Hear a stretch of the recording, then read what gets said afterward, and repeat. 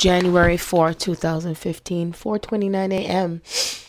I'm going to get back on topic to what I was talking about before. The vagina. Yes, the vagina. That's right. Very important topic indeed. And so, this article is actually something to do with the dreams. You know, when you dream about it, what does it mean? It has meaning to it. Everything has meaning to it. It always does. And so I put together everything the way my higher self has led me to discuss everything on topic to what does it mean, because I told you I was at the 2 different functions and I heard pussy. I did. I heard it. And this wasn't hearing it in my consciousness. This is actually paying attention to the fact that the both DJs, 2 separate days, are playing these songs, which I know some of you say, oh, but they always do that all the time. But the thing about it is, remember that I am so heightened in awakening and being awakened that it's almost like having super sensory antennas to listening and hearing things that, I'm not talking about hearing things like going crazy now, hearing things that you probably wouldn't be paying attention to. So now it's a matter of how much attention that I'm paying attention to now. So remember I said that God is always speaking to us all the time. And there's always more and more things that comes about and what we are to discuss. So here we are, right back to where we started from with life, you know, and all the things that you didn't think you'd be discussing. And now it's time for us to discuss it openly. And now it's time for us to understand ourselves, our bodies, human nature, the nature to who we are, etc., etc., and etc. So now here I go back to the vaginas. You didn't think I was going to get away from it now. I mean, after all, I do have a vagina. We've all had vaginas. We've all been everything, remember? So you fellas out there, it's good for you to know about the vagina. Yes, and that means whether or not you have someone that's around you with a vagina, out of respect. I'm not talking about to be disrespectful now. Well, what I mean is that it is still something to understand and to know, as far as respectfully, yes, of course. And then when you do get to a point where you do have a partner, that you understand, because it is very sacred. It is a sacred part of the body, and it is a part of the body. And you've also had it yourselves before. I'm not saying that you have it now. I'm just saying that you've had that body part before, because you've been female before in other lifetimes as well. Remember, we have interchanged and we've changed roles with a lot of things. I told you I was a man before. There are some men who have more feminine tendencies, and I believe that sometimes that comes across from who they've been in a past life, and it comes over into this current life. And then there's some who are women who are masculine and more masculine than ever, and that spills over and comes over into the, and et cetera, and et cetera. So that's how it works. That's what this is all about. So I got this from dreamhawk.com. Vagina. The vagina represents not only sexual feelings and desires, but is a symbol of complete womanhood and femininity. The vagina and womb, in their shape, represent the human qualities of sympathy, receptivity, loving, acceptance, desire to absorb. The womb is a symbol of fertility, the willing sacrifice of personal resources, life, energies, and ideas, so that the new life, new love, new spiritual impulse can take form. The new idea or creation uses the old parts of yourself but reshapes them, adding new features or qualities. The vagina and womb shape the growth of the new impulse or form. The femaleness or maleness must not be confused with personality. The conscious personality is a very flexible and shape-shifting thing. It can be male or female in quality, no matter what the body gender. Which is what I just said. There's some males who may have, male body parts, but they could be more feminine, and that has to do with the personality perspective coming from the soul perspective. So not just because you have the physical aspects of a vagina or a penis doesn't necessarily mean that that's what it is, in stone. It says now, but in dreams, the female is the receptive, creative aspects of the shape-shifting personality. Therefore, the female in her relationship with maleness is not generally so active in the outer world. but through her sympathy, love, receptiveness, and giving of self, shapes the male actions and creative forces, as depicted by the womb shaping the creative forces of the sperm. On the other hand, a man is not generally so active in his inner intuitive life, and his outer activity penetrates the woman's inner life, stimulating and directing her intuition and soul. Taken as symbols of the two parts of one's person's nature, the penis represents the outer self, creative and active, intellect and reasoning, ability to succeed in business and social activity in its constructive elements. The vagina symbolizes emotions, inner feelings, irrational self, intuition, sympathetic and inner contact with people, the ability to produce new ideas, new energies, new concepts. The two working together fulfill and complement each other. Outer activity expresses, tests, and brings to realization the intuition. The vagina refers to much more than a woman's sexual feelings and drives. It depicts the urges and processes that are the foundations of her waking personality. It deals with her ability to procreate, not only in regard to children, but also in her bringing things to life or reality in work and other people's lives. The vagina can associate with her unique glandular bias, which underlies the energy or lethargy or her drives, emotions, and mind. It is this bias that helps or hinders her with what she faces in emotional, mental, and physical expression. It gives in whatever degree the caring, nurturing feelings which emerge out of sexual mating when healthy. The vagina in a woman's dream also might indicate her desire for a mate, the sense of connection and identity with other women, other female creatures, and female aspects of nature. In its positive aspect, it may represent the sure confidence with which a woman may demand from her man that he treat her womanhood with the respect it deserves. This means expressing the full flood of her sexual need with its desire for a child, a caring and supportive nest to rear the child in, and her female creativity, which may rise from that basic reproductive drive into social creativity and personal demand for respect. It means she will confront her man with this and expect him to meet it with his own masculine power. If the dream is directly about the uterus, this suggests an immediate connection with the ability to reproduce in some way, with pregnancy, with nurturing a child. And that is in respect to ovaries and uterus underbody. There is another important possibility when the idea or image of the vagina is used. There is a secret and beautiful aspect to the vagina that is not often mentioned. It is that deep down, every woman knows that she's very special and even unique. This wonderful secret treasure women offer when they really love. They come to love with the expectancy, maybe not even very conscious of, having this wonder in them, this treasure, recognized and honored. Unfortunately, the woman may identify with this wonder as a person, and that could be a mistake. The treasure, the unique and wonderful riches she has are her eggs. Within her, the living accumulation of millions of years of life experience. Nobody else carries exactly the eggs that she does. These eggs are beyond imagining in their wonder and history, in the information, lives, secrets they hold.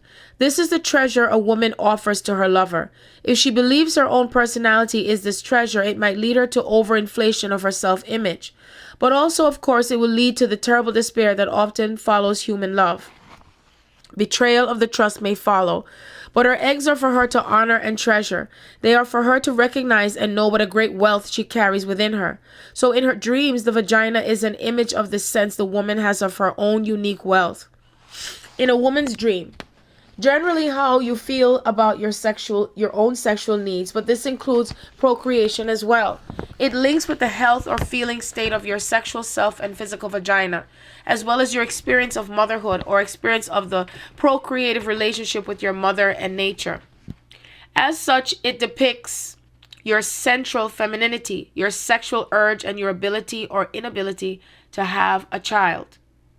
It might be used in your dream to show what you feel about your physical attraction, and in some dreams it is shown as the reality underlying the temple or church of life. Temples and churches are in fact just symbols of the creative reality of the vagina and the holy sexual mystery of life. Bleeding vagina.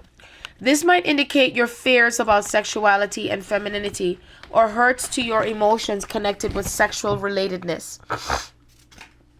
Understand that what I'm reading is based on if you're dreaming about a vagina, but it's still important to understand this because this is in relation to the vagina itself and what it means, not only in dreams but metaphysically. In man's dreams, the vagina represents your feelings or fears about meeting a woman's full sexuality, as well as the deep experience of the relationship with your mother and all the issues of dependence, fear, love, or anger that still exist in you from your childhood. It also connects with your experience of birth and how your mother met your emerging male sexuality. The vagina is the holy grail of your desire for sexual expression. Bleeding vagina in a male dream. Your trauma, fears, hurts about your sexual and emotional ability to relate to a woman sexually, socially, and emotionally. Example: she was now quite naked, dead, and stiff, but still bleeding from the vagina. I walked along the dead body, walked like a clockwork soldier. It was quite horrible to see its semblance to life. Derek A. Derek's relationship with a woman and with his own emotions and sexuality is dead and deeply hurt. The blood. He can mechanically have sex, the clockwork soldier, but not with deep feeling of bond or satisfaction. Examples of other types of sexual dreams are as follows. Example: he was very brown, could have been a native, but he didn't feel strange to me. We were making love. I was very aware of the pleasure in my lower body. It was very slippy, slidey, and wet. There was enjoyment for both of us. Very intense body feelings with a childlike quality. Not passion, but pleasure and joy in my vagina. Susie I. Susie is feeling happy and joyful about her native or natural sexual feelings, particularly the sensual side of sex. Sensual pleasure, as with emotional pleasure, is as much a food for our physical and emotional self as bread is for our physical body. Example: I had very little pubic hair and thought it must be because I had just had a shower, but no, on looking again, I had very little hair. I was hugging Mary, a friend, my arms around her back and one hand holding her vagina. It was then I noticed she was the shape of a man there. I drew away for a second at the discovery, then felt okay as it meant I was hugging a male-female person. We were very warm together. 2 days before this dream, my husband had said his mother called a vagina a Mary. Lucy R. Lucy is touching or becoming aware of what could be seen as her own wholeness, which includes her male nature. Useful questions and hints. In a female dream, what is the central thing this dream is presenting to me? Is it the way I feel about sex, about residues of my father's influence in my life, or about my female power? In a male dream, does my dream in any way indicate my fears or strengths in my relationship with a woman, or is it about residues of my mother's influence? What are the main or even the suggested feelings or emotions shown in the dream, and what place do they have in my waking life? And so that is, an example of the dreams of the vagina. And think about what it has. It can have a place in your life with dreams such as that, what I just discussed with you. Well, I should say tell you, not discuss with you, because I didn't discuss it. So it's important to understand when you do have these type of dreams that it does have meaning to it, and the importance of why I am reading this, because like I said before, the vagina is a very important aspect of all of our lives, in every aspect, in every way. So yes, so this is the dream dictionary to do with the vagina. Now, if you do recall, I told you that I also had an email that was sent to me to do with pussy. And I was like, oh my God. And so this email was back in June. For some reason, my email just opened up to it. And this is by Adina. Adina, My Tiny Secrets. You can also find her on Google, where you get newsletters and stuff like that to do with a lot of very educational stuff to do with sexuality, what it means for us, and of course from a higher for evolved souls. Evolved, as I said, evolved souls, evolved energies. Okay. So this was a letter that she wrote that comes in emails now and then, once a week. She said, Sharon, it's, even though it may seem personal, I know she sends it out to others, but she personalizes it, which is great. And this was sent to me back in June 14, 2015. A friend recently told me that the infamous mystic Osho once said that people go on changing partners because deep down we are all searching for someone with whom we can experience the most ecstatic orgasm. At first I thought, nah, this is BS. But then I stopped and thought about my own personal journey and had a great conversation about this with Oliver, which is her partner, later that day. Even though I still have mixed feelings about his statement, I do see some truth in it. But I would add that we do not just seek for an ecstatic orgasm, but an ecstatic orgasm coming from a place of true love. And this, I must admit, is quite a rare finding in today's world. That's why in today's video, I will share with you the supreme practice of Cunningilus, the art of pleasuring a woman with only your tongue and your lips. A man who knows how to caress the pussy of a woman can become a sexual healer and help a woman experience the most powerful orgasm ever, and while doing so, nourish his own body, mind, and soul with the healing powers of her pussy juice. This is no fairy tale, but the truth. Since thousands of years, ancient cultures have known about the healing powers of Cunningilus. On a more personal note, Oliver has given me so much love with his tongue and lips that it has even healed parts of my negative sexual experiences in my past. So, babe, I'm excited to share with you today my 8 secrets to make a woman feel heavenly with only your tongue and lips. So this is on YouTube that you can look her up, Adina Secrets, and then for you to be able to watch it yourself during the privacy and comfort of your home. This is from Adina Secrets. Now, I am going to go further into that to do with oral sex and what it means. Not because it's about, oh, it feels so wonderful, but what does it mean spiritually? What does it mean as far as ascending? What does it mean? Yes, it does have something to do, plenty to do with a part of your spirituality and ascending, making love. It's a part of making love. That's right. And this is also the creation, part of the creation. That's right. So now before I get to that, I'm going to read to you what I got from My Tiny Secrets, and this is online itself. And this was posted actually on January 1st, 2016 by Chelsea Diadu. 7 fantastic reasons to start exercising your vagina today. That's right. You didn't even know that it's important to exercise your vagina today, ladies. Yes, it's important to do that. Very, very important, okay? Because I remember when I was pregnant with my children, I don't remember which one of the pregnancies, and they had something called the Kegel exercise, which is very good to do. You could do it while you're sitting anywhere, and it's not painful or anything like that, and it really does work, and it is very helpful, very, very helpful. So I'm gonna read into this even further for you to have an idea of what this can do for you or your partners. Okay, these exercises are called yoga for your yoni, and they are awesome. Womb yoga, it's called womb, W-O-M-B, for your womb, is a gentle set of movements that support and enhance female reproductive health and wellness. It is a series of yoga postures that engage the entire reproductive, pelvic, and perinatal area. Womb yoga can best be described as a deep internal massage for your reproductive organs. And it said, read on to find out more about the many amazing benefits of this sacred practice. Number 1, it's relieves period pain.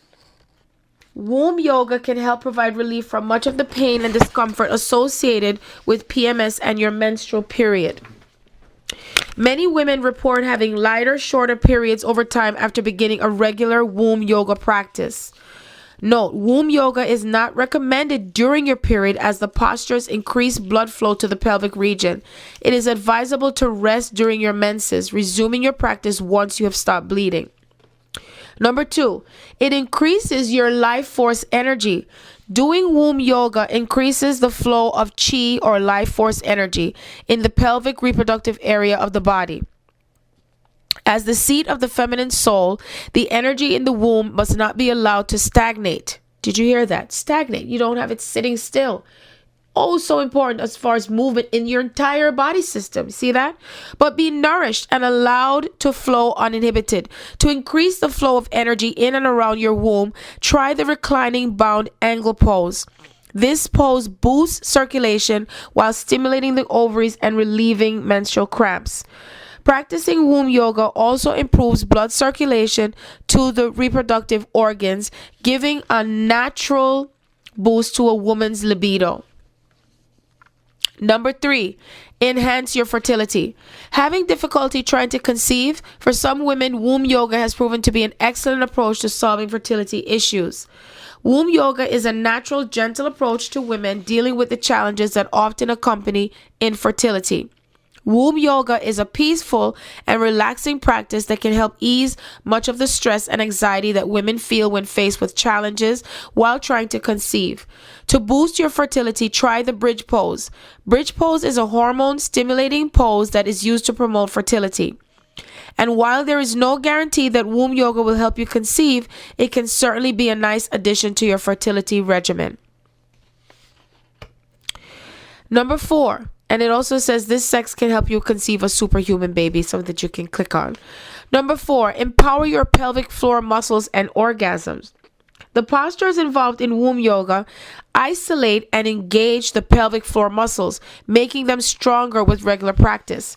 The pelvic floor muscles are a group of muscles involved in childbirth and orgasm. The stronger they are, the better your orgasms and childbirth experience. To strengthen your pelvic floor muscles, try the garland pose, aka squat. Number 5, heal your womb. Womb yoga can help ease the pain of many chronic reproductive issues such as uterine fibroids, endometriosis, prolapsed uterus, and more. The various postures stimulate the production of reproductive hormones, helping to ease the pain of many common reproductive disorders. If you've been diagnosed with any reproductive illness, be very gentle with yourself. Slowly ease into each movement and pace yourself as you move in and out of each posture. Note, womb yoga is not a cure for chronic reproductive conditions, but it can be very beneficial as a natural method of pain management.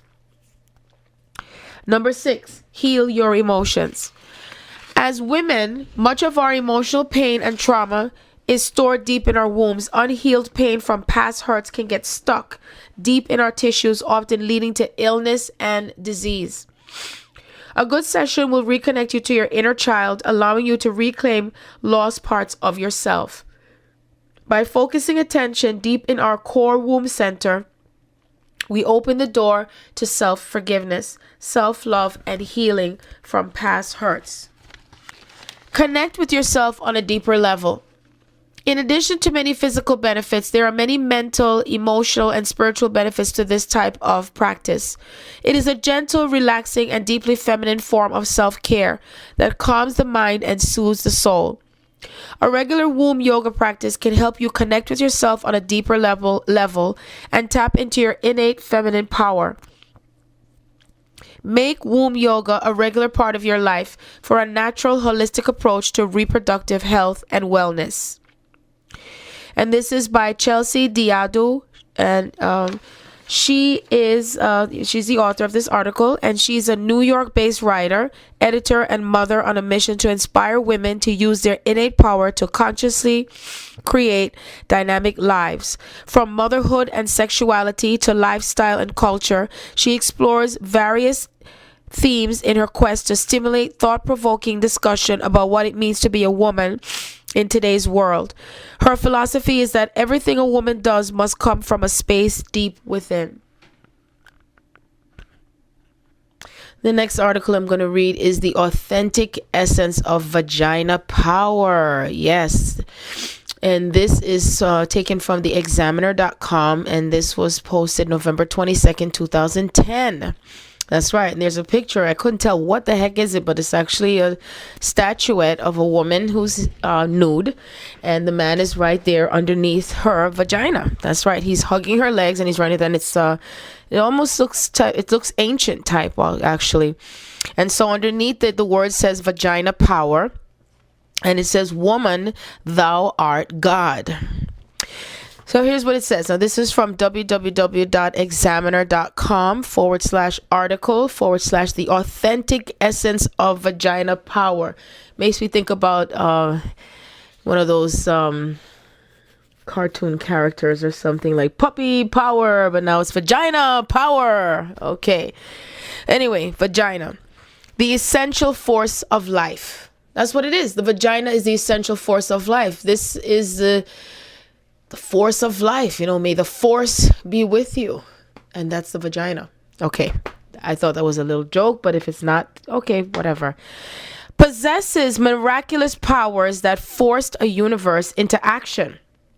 Imagine that the vagina forced the universe into action. That's what it took for things to get moving along here. The vagina itself. Vagina. I think about Austin Powers when he talked about, he said, what is your name? Is a lot of vagina. Okay. I got all the vagina jokes here. And let's not forget Grace Jones in Boomerang, but she used the word pussy instead of vagina. You know what I mean? Come on. We have all these different names here. Pum Pum, pussy, vagina, the flower, the gateway. What else? That thing. That's another name. The Yoni. It's another name. So many names that we've given it. Amazing. Anyway, and of course, let's not forget the pussy, right? So anyway, it says here, the essential force of life possesses miraculous powers that forced a universe into action and beings into human form. The process and creation of the vagina is directly correlated with woman's powerful and creative abilities to expunge the earth and rid it of superficial realities and knowledge. The superiority of man over woman created a suppression of feminine abilities to access truth, display truth, and distribute truth to the masses, thereby being and producing for her masculine mate and sons. The miraculous magical qualities needed to help them become men of stature. Society did a great job of concealing the truth about the magical powers and faculties constituted in the formation of woman. Men are not equipped to bring about spiritual stability to the earth on their own.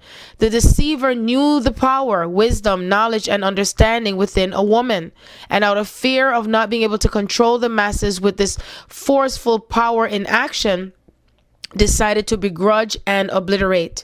The connection of the feminine qualities and vaginal powers to universal life force are well perceived by many.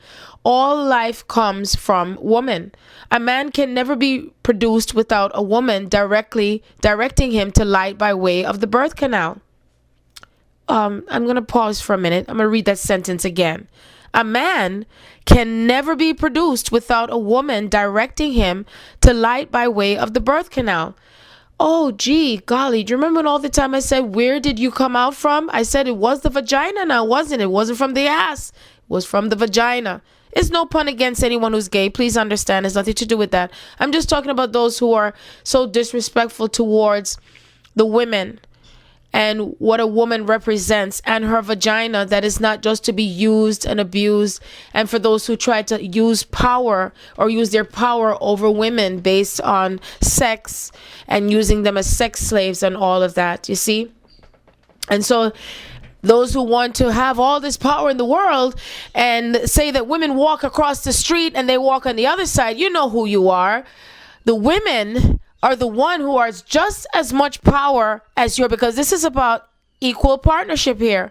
One is not better or less than the other. So the vagina is just as important as the penis. I mean, if it wasn't for the vagina, how would you get here? You didn't get here alone by a penis alone. So how can you possibly think about separating yourselves from the females? And females, the same thing, it goes for you when it comes to the males. No more separation. No longer shall we separate ourselves, because we all work together in all of this, because one aspect is just as necessary as the other. And if you think about it, based on what I've read before, when you look at the vagina in the outer, it still represents a little bit is looking as far as a penis, but it's just that it looks a different way. And the penis is more outwardly, and it also has a representation of the vagina. And either way, they interlock into each other, and it kind of just it's almost like fitting a piece into a puzzle, so to speak, right? Is what is said. But either way, as I've read here before, I had to interrupt myself because you've heard me say it many times jokingly, hey, you never come out of, anywhere else but the vagina. Me no business which part you come from or how it happen. Everybody come out through the vagina. It never come out through any other hole. Unless, of course, you were a C-section baby. That's quite different. Okay? So, but it was still from the womb.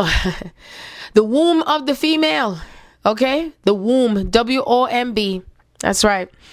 So it says here, the connection, I'm going to read it again. The connection of the feminine qualities and vaginal powers to universal life force are well perceived by many. All life comes from woman. All of life. A man can never be produced without a woman directing him to light by way of the birth canal. When woman was put on hush, the male lost his way. That's why a lot of men got so angry and bitter also, because the love was just lost. You see, everything into separateness and being separated, and the men had lost their way, and then all the narcissism and the control and the power and the greed came into play. After that, no frolicking was taking place any longer. No more frolicking, it was just rigidity and coldness in some cases. Okay. And so now it says here, the powers within woman to lead him and show him the way to spiritual connections and endowment had been emancipated. The strength within woman was given so that she could be the solid foundation needed for man to reach higher levels of spirituality in his attempt to connect and align with universal energy. Truth can only be hidden for a certain period of time. The exposition of feminine spiritual qualities is now starting to ascend, giving light in times where darkness appears to be prevailing. As the earth, and let me pause, that's why the queens must rise, queens. You must rise first so the kings can also hear their calling, and they connect and pick up and sense the frequency amongst each and every one of you that are connected to one another, the keys and the locks. And so it says here, truth can only be hidden for a certain period of time. The exposition of feminine spiritual qualities is now starting to ascend, giving light in times where darkness appears to be prevailing.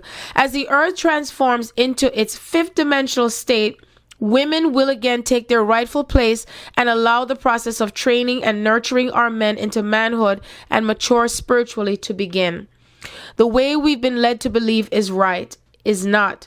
Look around, see for yourself. We are in a mess because the chosen leaders of masculine qualities have not been properly equipped to lead and given access to the necessary vagina powers that bring about transformation to a nation in need of the vigorous essence, the vagina, all it materializes and represents. And this was by an Glekova Register, and this article, once again, yes, I just read the name of the author. Oh, I just love this. This is Anglekova Register, Atlanta Spirituality Examiner. Spiritual meaning of oral sex. Yep, I'm at the topic of oral sex and what does it mean? I know a lot of people shy away from talking about it, or some people think it's disgusting, it's nasty, they don't do it, they've never done it, some have done it, they don't even understand the meaning of it, what it means, and what it does for you when it comes to your partnerships, your divine partnerships. Now is what we're talking about. This is in essence to true love and what it means. And it goes both ways, ladies and gentlemen. It's not just a one-way street either, as my kids say. So anyway, this I took an article from hiddenmysteries.org, Spirit Ecstasy. So it's www.hiddenmysteries.org. Spiritual meaning of oral sex. And nobody ever thought there was a spiritual meaning to it. You just thought you just sucking each other away and that's it? Oh, come on now. If it is created, if it exists, if it's out there, if it is something that is brought forth and we're doing it and we're a part of it, we created it. It's a part of God. It's a part of us. It's who we are. And that's a part of life. And that's it. And so it is. So anyway, it says here, spiritual meaning of oral sex, why people need oral sex in a true love relationship and love oral sex. Notice I said true love. Now, I said the same thing too, even before you said the same thing too. Isn't that interesting? Right. Anyway, here goes. Oral sex proves true and full acceptance of the partner as a sexual divine love partner. For questions about sexuality, relationship, and marriage. Oral sex proves true and full acceptance of the partner as a sexual divine love partner, as I said. For questions about sexuality, relationship, and marriage, you may find more answers or post your questions. It says in my forum for love relationship counseling with counseling for sexuality and spirituality. How to prove true love versus ego love. To better understand to later explanation, I will start with a short description of the exact opposite that is practiced in most relationships. Millions of husbands use and abuse their women as a housemaid is cheaper than an employee. They often think practiced by many stingy men. Mama did all earlier, washing, ironing, caring, cooking. Now mama may be deaf or nearing such, and little baby man needs mama replacement. Just mama replacement. He forgot to grow up and become a self-dependent man and still needs babysitter. A wife as a cook, again cheaper and more convenient than eating out in restaurants. For career or other material reasons, to present, to show off, to impress others. A wife as a trophy. How cute. Marry a woman for revenge, to prevent her from marrying the one that makes her happy, just to possess her and limit her freedom to find her true and eternal love. Punishing the opposite sex in many different ways as a result of some suffering or previous accidents experienced. The very own partner is punished in place of any possible other one having caused a particular spiritual, emotional trauma previously in any previous incarnation. And of course, millions of women use their husbands for similar reasons, such as a money provider to support her and allow her good lifestyle without having to work herself. A husband with a good career can be adored to high society. Many women love that. She's scared of everything, fears all or most, and needs permanent protection. Such women are too lazy to be strong lovers and to learn to be equal partners. They attract love by being weak and hoping to attract pity from men as a result of played weakness instead of attracting men with true love that would require to give all. A trick that may have roots long time back in very early incarnations. Having a man for all the heavy housework and repair is more convenient and cheaper than calling a professional each time. Punishing the opposite sex in many different ways as a result of some suffering or previous accidents experienced. The very own partner is punished in place of any possible other one having caused a particular spiritual, emotional trauma previously. Previously equals in any previous incarnation. Marry a man for revenge, to prevent him from marrying the one that makes him happy, just to possess him and limit his freedom to find his true and eternal love. Ego has developed many such or similar abuses of partners, abuses far away from true love. Often such marriages are accompanied by weird marriage contracts and finally often end in a traumatic and most of the time expensive divorce that takes place much too late.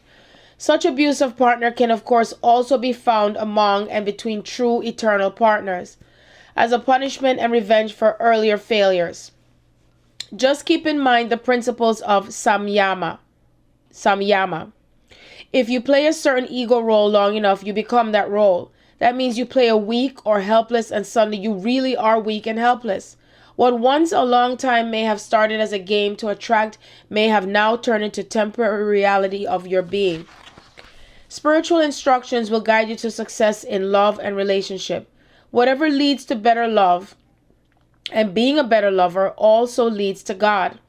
Your true and sincere spiritual development will be the best instructions how to be a better lover and truly loving partner.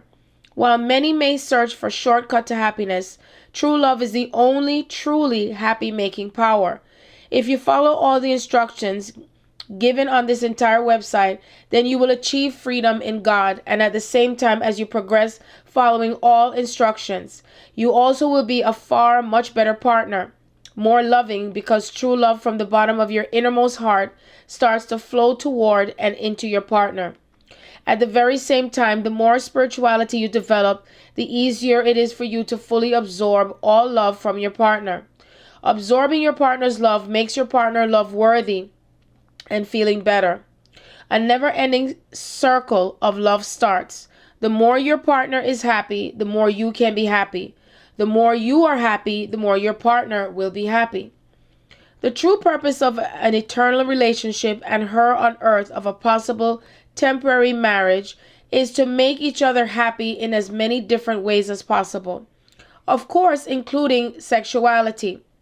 True dynamic, hence flowing love in all aspects of a physical relationship causes automatically a dynamic and most powerful healing of karmic residues and spiritual emotional injuries resulting from past or present incarnations.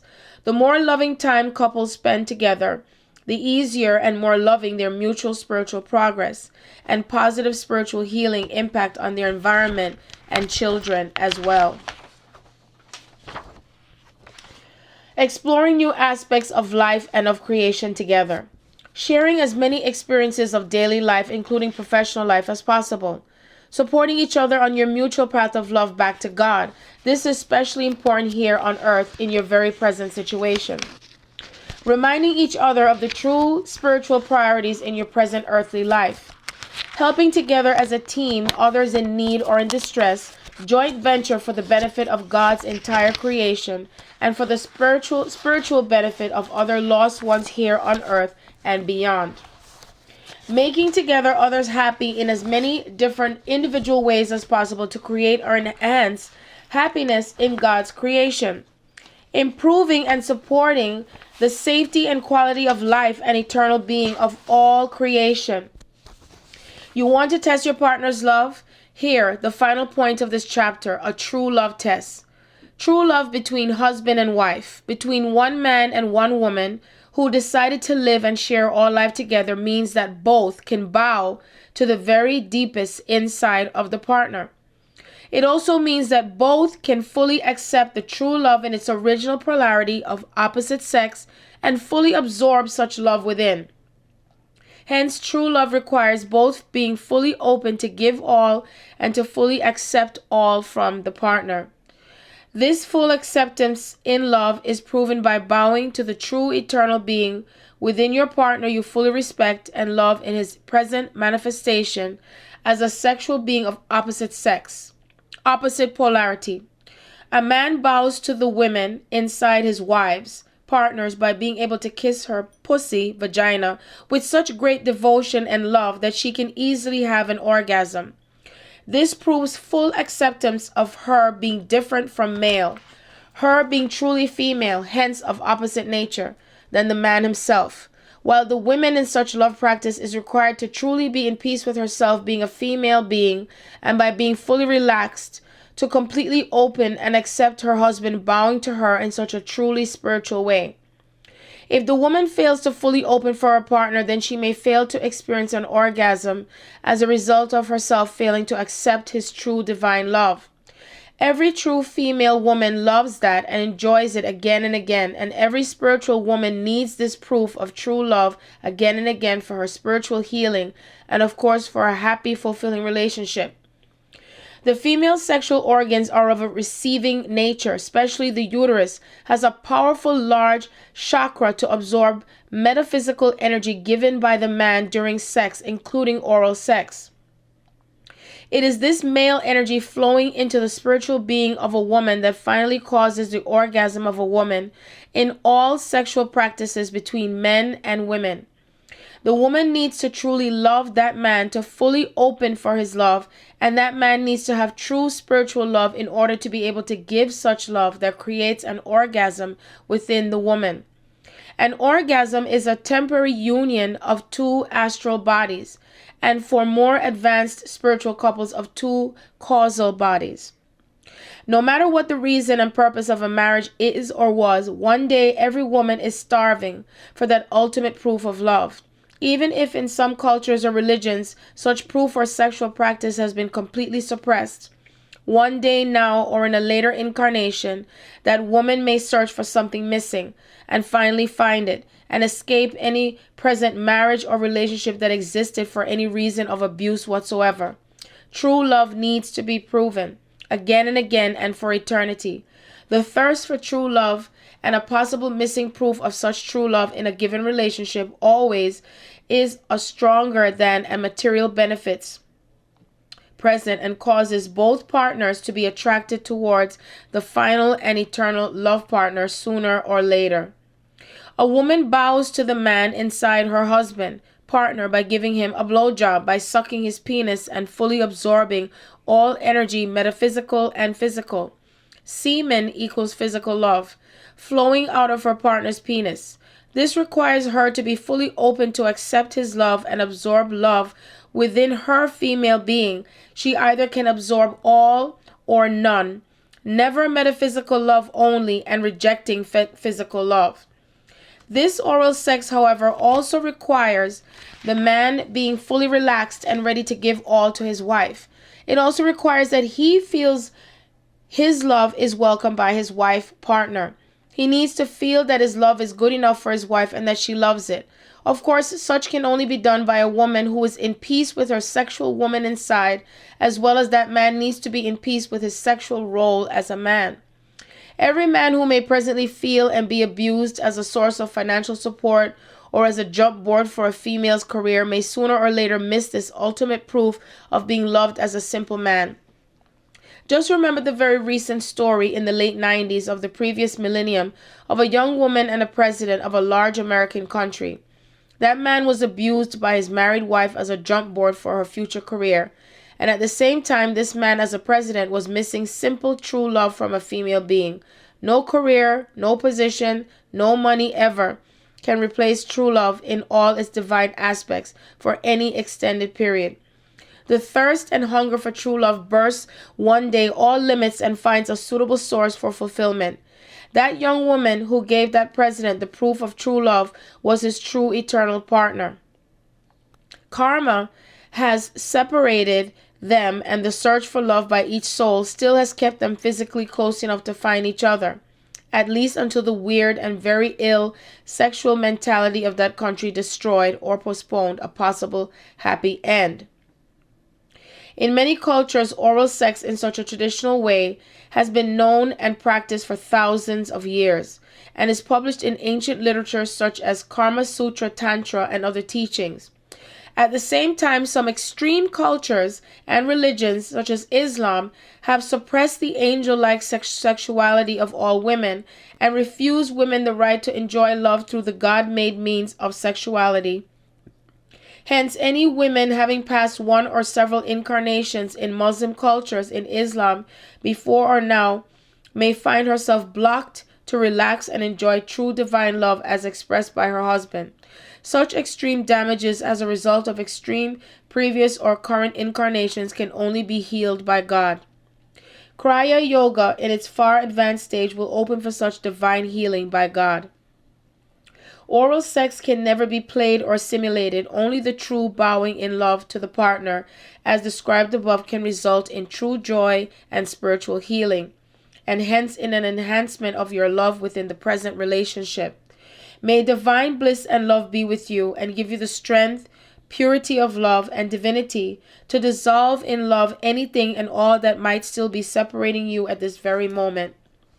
Observe your very own present attitude and feelings toward your present partner and make proper adjustments or give total freedom to your partner. Either you make your partner fully happy now, or you divorce instantly to allow your partner to find true love and absolute eternal happiness, relationship, and spiritual support with another person of opposite sex. While many more searching a replacement for this full acceptance as the being you are, as the true sexual being God made, searching in career, in better positions, more money, degrees, and diplomas, anything material but true love is finally but a weak substitute for the ultimate loving acceptance. Buy of the simple spiritual and sexual being within your present body. The more missing such true love in the manifestation of loving oral sex is, the more intense that person looks for more and more substitutes. However, there are many things money can buy, even commercial oral sex, but both nothing can buy or even temporarily replace true, divine, sweet love between truly spiritual partners. Only your true love can attract and free your partner's true love. And this was taken once again. The source is www.kryayoga.com, which was also posted from www.hiddenmysteries.org. And speaking of marriage, I posted something on Facebook yesterday, and it's like a little poem thing. It says, marriage box. Most people get married believing a myth that marriage is a beautiful box full of all the things they have longed for: companionship, intimacy, friendship, etc. The truth is that marriage at the start is an empty box. You must put something in before you can take anything out. There is no love in marriage. Love is in people, and people put love in marriage. There is no romance in marriage. You have to infuse it into your marriage. A couple must learn the art and form the habit of giving, loving, serving, praising, of keeping the box full. If you take out more than you put in, the box will be empty. And then, interestingly, there was an article that was led to me to do with marriage, again, in a different way. And this was posted by Idealist. A man who just got divorced wrote this epic marriage advice. You wouldn't normally expect that a divorced man would give good advice on being a husband, but this man has been through enough hardship to know what is worth fighting for. And it said, read below his 20 wise marriage tips. Marriage advice I wish I would have had. Obviously, I'm not a relationship expert, but there's something about my divorce being finalized this week that gives me perspective of things I wish I would have done different. After losing a woman that I loved, and a marriage of almost 16 years, here's the advice I wish I would have had. Number 1, never stop courting. Never stop dating. Never ever take that woman for granted. When you asked her to marry you, you promised to be that man that would own her heart and to fiercely protect it.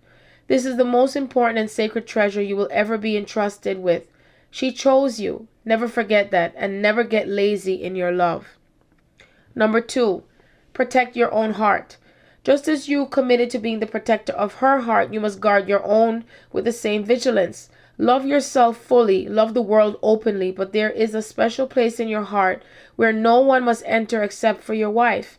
Keep that space always ready to receive her and invite her in, and refuse to let anyone or anything else enter there. Number 3, fall in love over and over and over again. I talk about that, remember? Fall in love and stay in love. You will constantly change. You're not the same people you were when you got married, and in 5 years you will not be the same person you are today. Change will come, and in that you have to re-choose each other every day. She doesn't have to stay with you, and if you don't take care of her heart, she may give that heart to someone else or seal you completely, and you may never be able to get it back. Always fight to win her love just as you did when you were courting her. Number 4, always see the best in her. Focus only on what you love. What you focus on will expand. If you focus on what bugs you, all you will see is reasons to be bugged. If you focus on what you love, you can't help but be consumed by love. Focus to the point where you can no longer see anything but love, and you know without a doubt that you're the luckiest man on earth to be or to have this woman as your wife. Number 5, it's not your job to change or fix her. Your job is to love her as she is, with no expectation of her ever changing, and if she changes, love what she becomes, whether it's what you wanted or not. Number 6, take full accountability for your own emotions. It's not your wife's job to make you happy, and she can't make you sad. You are responsible for finding your own happiness, and through that your joy will spill over into your relationship and your love. Number 7, Never blame your wife. If you get frustrated or angry at her, it is only because it is triggering something inside of you. They are your emotions and your responsibility. When you feel those feelings, take time to get present and to look within and understand what it is inside of you that is asking to be healed. You were attracted to this woman because she was the person best suited to trigger all of your childhood wounds in the most painful way so that you could heal them. When you heal yourself, you will no longer be triggered by her, and you will wonder why you ever were. Number 8, allow your woman to just be. When she's sad or upset, it's not your job to fix it. It's your job to hold her and let her know it's okay. Let her know that you hear her and that she's important and that you are that pillar on which she can always lean. The feminine spirit is about change and emotion. And like a storm, her emotions will roll in and out. And as you remain strong and unjudging, she will trust you and open her soul to you. Don't run away when she's upset. Stand present and strong and let her know you aren't going anywhere. Listen to what she's really saying behind the words and emotion. Number 9, be silly. Don't take yourself so damn seriously. Laugh and make her laugh. Laughter makes everything else easier. Number 10, fill her soul every day. Learn her love languages and the specific ways that she feels important and validated and cherished. Ask her to create a list of 10 things that make her feel loved and memorize those things and make it a priority every day to make her feel like a queen. Number 11, be present. Give her not only your time, but your focus, your attention, and your soul. Do whatever it takes to clear your head so that when you are with her, you are fully with her. Treat her as you would your most valuable client. She is. 12. Be willing to take her sexually, to carry her away in the power of your masculine presence, to consume her and devour her with your strength, and to penetrate her to the deepest levels of your soul, of her soul. Let her melt into her feminine softness as she knows she can trust you fully. 13. Don't be an idiot, and don't be afraid of being one either. You will make mistakes, and so will she. Try not to make too big of mistakes and learn from the ones you do make. You're not supposed to be perfect. Just try to not be too stupid. 14. Give her space. The woman is so good at giving, and sometimes she will need to be reminded to take time to nurture herself. Sometimes she will need to fly from your branches to go and find what feeds her soul. And if you give her that space, she will come back with new songs to sing. Okay, getting a little too poetic here, but you get the point. Tell her to take time for herself, especially after you have kids. She needs that space to renew and get recentered, and to find herself after she gets lost in serving you, the kids, and the world. Number 15, be vulnerable. You don't have to have it all together. Be willing to share your fears and feelings and quick to acknowledge your mistakes. Number 16, be fully transparent. If you want to have trust, you must be willing to share everything, especially those things that you don't want to share. It takes courage to fully love, to fully open your heart and let her in when you don't know and what she will like and what she finds. Part of that courage is allowing her to love you completely, your darkness as well as your light. Drop the mask. If you feel like you need to wear a mask around her and show up perfect all the time, you will never experience the full dimension of what love can be. Number 17, never stop growing together. The stagnant pond breeds malaria. The flowing stream is always fresh and cool. Atrophy is the natural process where you stop working a muscle, just as it is if you stop working on your relationship. Find common goals, dreams, and visions to work towards. Number 18, don't worry about money. Money is a game. Find ways to work together as a team to win it. It never helps when teammates fight. Figure out ways to leverage both persons' strength to win. Number 19, forgive immediately and focus on the future rather than carrying weight from the past. Don't let your history hold you hostage. Holding on to past mistakes that either you or she makes is like a heavy anchor to your marriage and will hold you back. Forgiveness is freedom. Cut the anchor loose and always choose love. And number 20, always choose love. Always choose love. Always choose love. In the end, this is the only advice you need. If this is the guiding principle through which all your choices is governed, there is nothing that will threaten the happiness of your marriage. Love will always endure. In the end, marriage isn't about happily ever after, it's about work and a commitment to grow together and a willingness to continually invest in creating something that can endure eternity. Through that work, the happiness will come. Marriage is life, and it will bring ups and downs. Embracing all of the cycles and learning to learn and love each experience will bring the strength and perspective to keep building one brick at a time. These are lessons I learned the hard way. These are lessons I learned too late.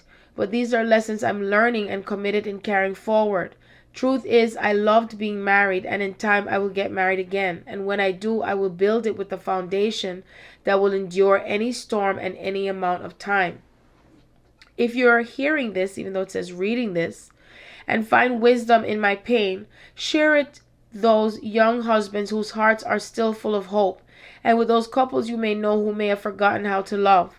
One of those men may be like I was, and in these hard-earned lessons, perhaps something will awaken in him and he will learn to be the man his lady has been waiting for. The woman that I told him I do and trusted her life with him has been waiting for this man to step up. If you're reading this and your marriage isn't what you want it to be, take 100% responsibility for your part in marriage, regardless of where your spouse is at, and commit to applying these lessons while there is time. Men, this is your charge. Commit to being an epic lover. There is no greater challenge and no greater prize. Your woman deserves that from you. Be the type of husband your wife can't help but brag about. So now I want to discuss now, of course, the opposite of the, or I should say the partnership of the vagina is the penis, of course. Now here are some information I found to do with dreaming about penis. I read to you before about dreaming about the vagina. Now I'm going to go into dreaming about the penis. Physical block, impotence. Impotence is defined as the inability to sustain a satisfactory erection to perform intercourse and ejaculation. Although impotence is common, the cause is rarely pathological. And then we have emotional block. What I read for you before was a physical block. Every man will experience impotence at some time or another in his life. An erection is a very fragile phenomenon when impotence occurs. It should never be dramatized or ridiculed. On the contrary, simply ascertain what situation rendered you psychologically impotent or powerless prior to the sexual impotence. Chronic impotence experienced with the same sexual partner is usually an indication that you have changed your perception of the partner or of the relationship. Either you feel you don't want to defile her, or perhaps the relationship has become platonic and you see her more as a maternal figure or as a friend. Perhaps you are subconsciously refusing to satisfy her and want to deprive her of pleasure. Mental block. If you're experiencing sexual impotence, it is an indication that you're feeling powerless in some other area of your life. Obviously, this is an unhealthy attitude that carries over into the physical life. Determine whether there is a specific situation in another area of your life causing this feeling of powerlessness, and if so, put it in perspective. Let others solve their own problems and don't let these issues preoccupy you. If you are experiencing impotence because of a previous negative sexual experience, distance yourself from that and understand that it is your belief system that is the obstacle to your satisfaction. Remember, you are what you think you are. If you are subconsciously using your sexual impotence to deprive your partner, keep in mind that you're also depriving yourself and blocking a healthy creative energy. The destructive attitude you're exhibiting will only feed your ego, not your relationship. If you're experiencing sexual impotence because you see your partner more as a mother figure, you're having a mother-father relationship. This happens when each partner is trying to have power over the other. This type of relationship is very unhealthy. Your sexual impotence is telling you to get back in touch with your internal strength and stop believing that you're powerful only when you have power over the opposite sex. If you do not have a partner but you dream of your penis, then this shows your sexual desires and you will soon settle down into a loving relationship. The penis is symbolic to life's force. And the presence of this dream implies that your sexual desire may be being ignored, and this can be for both males and females. To see a naked man whom you actually know in the waking life or someone famous, it means that someone you know is going to reveal all his secrets to you and maybe even more than what you want to hear. To dream that semen came out of a penis means you will receive some money, as much as the semen was. So if a large amount of semen, a large amount of money. If you are a woman and you dream of making love to a man's penis, then there's a guy out there who would like very much to get closer to you. If you are a heterosexual man dreaming of being in bed with another man, this does not necessarily mean that you're gay, but it does mean that you could very soon find yourself doing something that you're not normally inclined to do. If you are gay in waking life and you see a penis in your dream, this means love, compassion, and the attainment of a dream. Large penis dream meaning. Dreaming of a large, erect, disembodied penis is an old religious meaning for the Creator, and that you now have great ideas and power. If a woman dreamt she has a large penis, if she's pregnant, it means that she will have a baby boy. If she's not pregnant, it means she will come into money. An erected large penis means a chance to make money at work. In dreaming of a penis that is so big that it is impossible to have sex, it means that you need to allow yourself to make mistakes sometimes, and that new insights and ideas often spring up from these experiences. An erected small penis means a chance to make a small bit of money. If the penis is really small, like a worm, then this indicates that your male influences are moving away. If a woman dreamt she has a small penis, if she's pregnant, it means that she will have a baby girl. If she's not pregnant, it means she will come into money. A penis experiencing an orgasm in your dream means that you will successfully complete a job in which you are involved. If you actually dream of having an orgasm, then this does not mean anything specifically, just that you have strong sexual desires for someone at the moment. If a woman dreams she had an orgasm with a penis, this dream foretells that in the near future she will live incredible moments in her intimate relationship. If a man dreams that he brought his partner to orgasm, in the near future everything will go very well for him, with the condition that he will have complete confidence in himself. If in your dream you have an orgasm with a person whose face you do not remember, most probably you cannot find a partner able to satisfy you, or you are content with the fact that men reach your bed but not your heart. Feelings that you may have encountered during a dream of penis: embarrassed, astonished, happy, bewildered, proud, upset, surprised, enjoying. Facts and feelings about circumcision. I'm going to talk about circumcisions, and of course it has to do with the specific anatomies of male and female. The reason is, of course, spirit is always on target with me when it comes to anything. And so I was in written conversation with Erin, and she was telling me about her grandnephew being born and mentioning about him being circumcised. And I was like, oh, wow, I wish I didn't circumcise my boys, because to me, when I tune into circumcision, I circumcise all of my boys. All I could feel is the pain that the babies go through. And then I thought to myself, is there something here to look at? Because she was a little bit, I would say, offended. I don't know if that's the right word to say when I said what I said. But then when we both spoke on the phone, because, the written thing is always quite different than when you're talking. And we were both triggered. We both got triggered. And I told her that it triggered me. And it's because I'm supposed to talk about it. It is now January 5th, 2015. It's 1:43 a.m. I've been feeling really under the weather.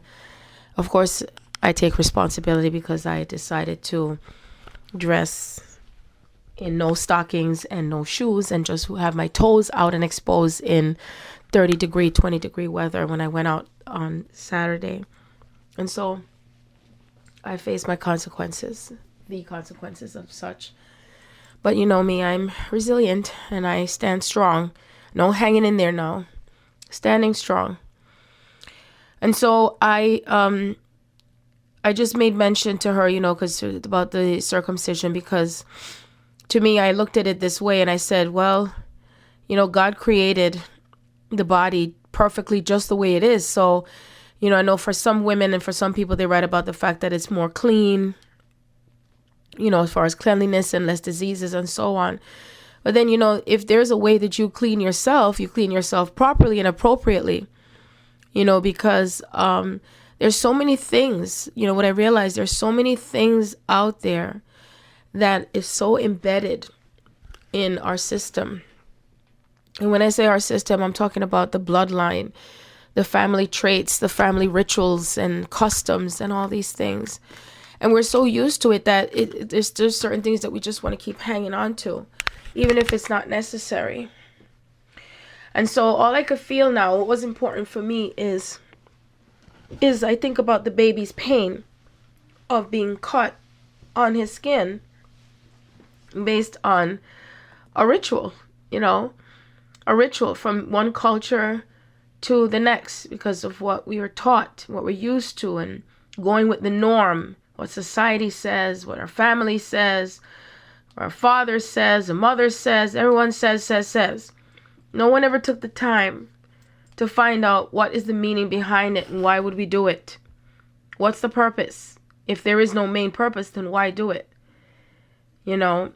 And so, so that was an issue. And then, of course, the breastfeeding thing, because I talk about breastfeeding and how important it is, for moms, what it does for your babies. New moms, a lot of the new moms are not really interested because they're thinking about if their breasts, it's going to sag, or they don't have the patience because it doesn't come out right away, which is colostrum. If you educate yourselves, you would find out what that means. That colostrum is so essential for the baby. You have no idea what it does for the immune system for the baby, which you can't get from formulas.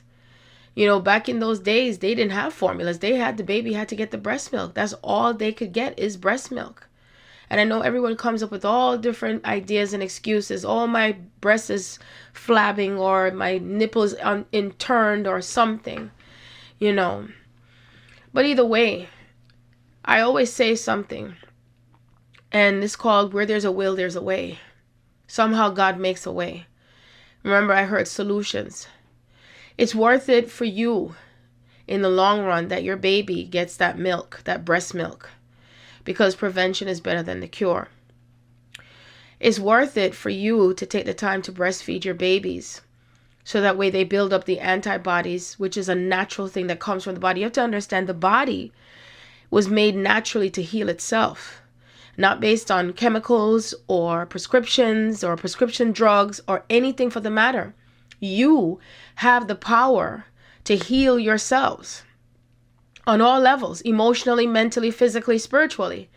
You are the key. You are the answer to everything. Everyone comes up with all these excuses and all these things. Oh, I was diagnosed with this. Oh, the doctor said this. The doctor. You are the one that created whatever it is that's occurring in your life on every single aspect. Hear me again, every single aspect. Somehow it started from somewhere. It did. It's like I saw something posted on the Mind Unleashed today. And it says that everybody in society is looking for the cure, but they're not looking for the cause. They're looking for the cures, but they're not looking for the cause. What is the cause of this? What is the meaning of this? Where did it start from? Where did it begin? Where did it come from? It came from you. And you and you and you. That's what. You see?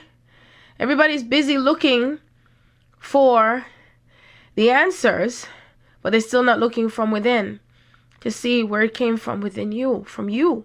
It came from you. You see? And so that's what I wanted to make mention. To start looking from within and taking the time, mothers, really taking the time to breastfeed your babies. Breastfeed. I breastfed my children, all of them. Every single one of them. Even my daughter, Charlize, she was premature and I wasn't able to breastfeed her right away, but I still pumped the milk for her to get the breast milk because I knew within me that breast milk was going to bring her more and more into life. I knew that breast milk was going to bring her from the scales to gain a pound more and a pound here. You see, I knew that it was going to do something for her. No one had to tell me this. I felt it coming from within me, from the Holy Spirit within me. I knew that. You see, that's what I knew. And so I say that, my grandson, he was not fully breastfed either. Joe, I apologize, Joe, but I have to speak the truth. She didn't take a longer time with patience to breastfeed him. And even though there's moms say, well, I had to go to work, and you could pump the milk out of the breast, for the baby to have that. You understand that breast milk, it also gives on a certain energy for the baby to be calmer when you're close with that baby with the breast. Remember, that baby was with you for 9 months, hearing your heartbeat. And so what it does, it also creates a bond between you and your baby. Remember, it's already bad enough as it is that we are detached from one another. So you imagine what that baby feels like to feel detached, where you're getting feelings coming from a bottle instead of the breast. The breast is not just, oh, gee, I got some titties. Oh, I got some breast here. No, the breast is a conduit as well. And this is without me even looking up anything. I'm not looking up anything to do with breasts. I feel like, okay, I may have came off topic to do with circumcision and the penises, but hey, it's all a part of our body. It's the anatomy of who we are. It's about time we discuss our anatomy. We shouldn't be afraid to speak about our anatomy. And this is something that should be discuss with our young children as well, so they understand their bodies, and it doesn't continues to become a taboo in the household. This is life. This is us. This is who we are. The more you allow yourselves to understand yourselves to who you are and pass this on to your children will grow up having a greater understanding of themselves, and they won't be looking for things in the wrong places and be misunderstood and not understanding themselves either. So the cycle ends with all of these misunderstandings and misconceptions. You see, with all the missing. And so educating yourselves and understanding yourselves is essential, not just for a human existence, but also for what is to who we are in this life. So that way they don't go seeking answers in the wrong places. That they also know that the answer lies within them, and that they get the truth, the whole truth, and nothing but the truth. And nothing is covered up, swept under the rug. Do you see what I'm saying? It's important to understand that. So the breast is a conduit too. So it creates a bond. It's a bond for, guess what? For your mates and the baby. How many of you have your mates that say how they love your breasts, how warm it feels to just lay down on your breasts, right? Suckling of the breast from either your mate, which could be the male or the female, suckling on your breasts, and the baby. So we got to share here, right? It may seem funny, but it's true. It is true. And you, as the recipient, the mother who has the breast that's suckled, there's a connection that you feel. A bond that you feel with your mate who's sucking on your breast from when you're making love. And there's a different bond that you have with your babies. You see? And so there's a connection. And then that food that's feeding from within your body to go to the baby is not only providing nutrients, but it's also helping you, because as the baby is suckling on your breast, it is also helping your body and your uterus to come down to size. Did you know that? Educate yourselves and find out what breastfeeding also does. It has many, many positive attributes to how it helps you. Breastfeeding. Many, many. And so it's important to eat right. So yes, the spiritual food and the physical food. So you eat right.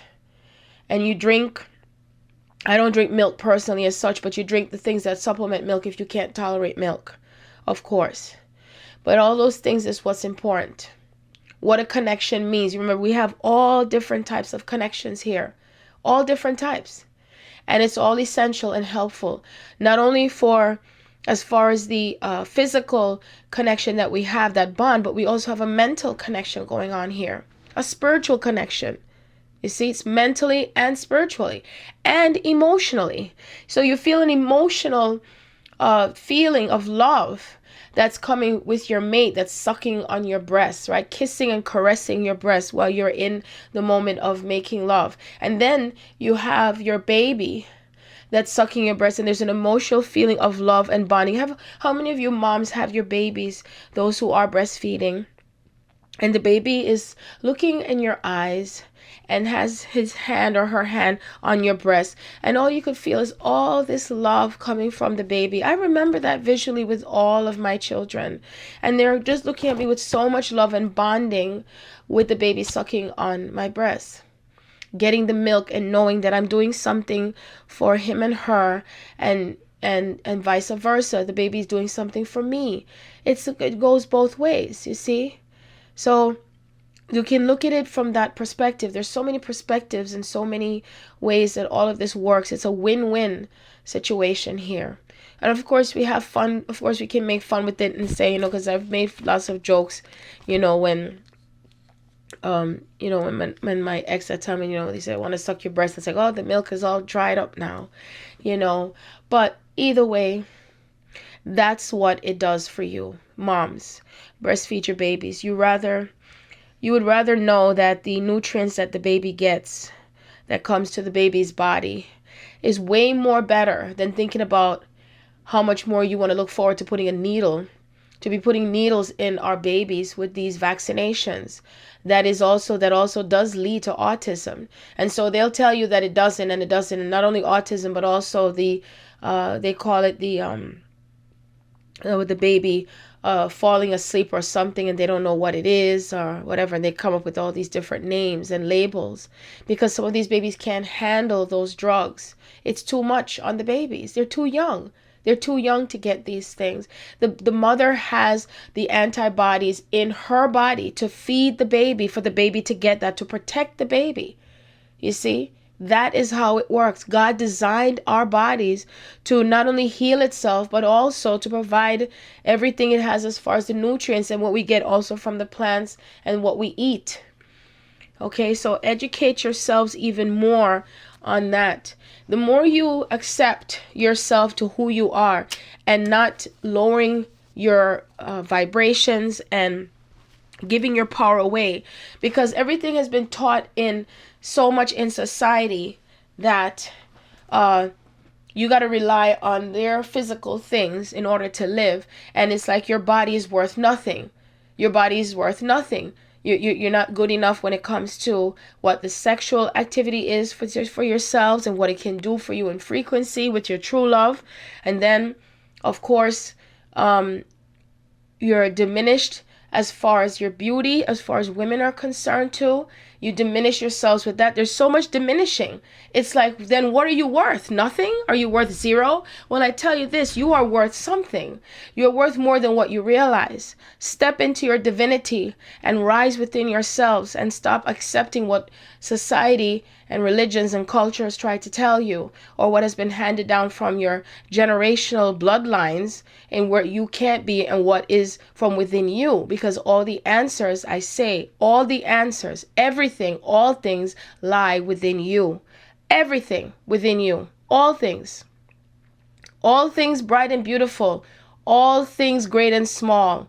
All things wise and wonderful. The Lord God made you all of us, in its beauty, in its elegance, in its perfection. Okay, so I'm going to go back to facts and feelings about circumcision, and I give you all more food for thought. Thought-provoking. Young moms, breastfeed your babies. You rather have a healthy child than a child who becomes sick. And the baby won't get that from formula. Formula should be used as a supplement. Not as the only thing. Okay, I'm going to read an article, Facts and Feelings About Circumcision, Statistics, Pros and Cons. And I'm reading this from www.parents.com/baby care bath facts and feelings about circumcision. And this is Doctors and Parents Voice Their Views by Janice Perron from American Baby. Pros and cons. During my 16 years of marriage, there have been very few issues on which my husband and I fervently disagreed. Whether or not to circumcise our son, however, was one of them. When we found out in early 1993 that we were having a boy. I just assumed he'd be circumcised, but my husband Elaine was born and raised in France, where circumcision is not done routinely the way it is here, and he assumed exactly the opposite. We did not have a religious reason for circumcision, as Jews and Muslims do. Why would you want to put a baby through a painful, unnecessary surgery? Elaine asked me, incredulous. Why indeed? The real reason I wanted to do it was our son wouldn't look different in the locker room when he got older. Elaine didn't think that was a good enough reason to snip off the baby's foreskin, a fold of skin that covers the tip of the penis. Maybe I didn't think so either. I heard varying rumors. Uncircumcised men have stronger sexual sensations because the tip of the penis is not constantly exposed to the everyday elements. It's hard to keep an uncircumcised penis clean, so I started doing research, looking for a solid medical reason to warrant the procedure. The procedure's pros and cons. At that time, the American Academy of Pediatrics said that circumcising newborn boys did have potential medical advantages, primarily related to preventing urinary tract infections. But by 1999, the AAP had formed a task force on circumcision that decided the procedure shouldn't be routinely recommended.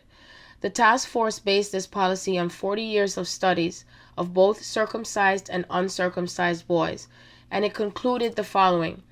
Problems with the penis, such as irritation, can occur with or without circumcision. With proper care, there is no difference in hygiene. There may or may not be differences in sexual sensation in adult men. There is an increased risk for a UTI in uncircumcised males, especially babies under 1 year. However, the risk for a UTI is still less than 1%. Newborn circumcision provides some protection from penile cancer, which only occurs in the foreskin. However, the risk of this cancer is very low in developed countries, such as the United States. We also looked at whether being circumcised prevents HIV in a man's partner, says Jack Swanson, MD, a pediatrician in Ames, Iowa, and a task force member. There may be a slight benefit to being circumcised, but the statistics were inconclusive. There weren't any medical reasons that were convincing enough for us to say that all boy babies should be circumcised, he says. However, in 2002, a study found male circumcision was linked to a reduced risk of penile human papillomavirus infection, HPV. The study also showed a lower risk of cervical cancer in the current female partners of circumcised men with a history of multiple sexual partners. HPV is associated with an increased risk of cervical cancer, but no medical evidence has been weighty enough to reverse the AAP's policy on circumcision. In fact, this past May, it reaffirmed its stand that circumcision shouldn't be recommended unless the procedure is essential to the newborn's health. The bottom line, if you want it done for non-medical reasons, that's the parent's choice, says Dr. Swanson. And most American parents choose newborn circumcision in spite of medical advice. In fact, for many, it's a no-brainer. My husband and I probably spent only 10 minutes discussing it, says Suzette McKenzie of Concord, Massachusetts, of their son's circumcision last year. We didn't want Spencer to look different from his dad. The McKenzies aren't alone in their view. Gabrielle Horn of Brooklyn, New York delivered a boy in March and had him circumcised too. I went to high school in Marin County, California in the early 90s. My friend's boyfriend was uncircumcised and it was a topic of conversation among the girls, she recalls. But if I lived in a place where 80% of the boys were not circumcised, then I probably wouldn't do it.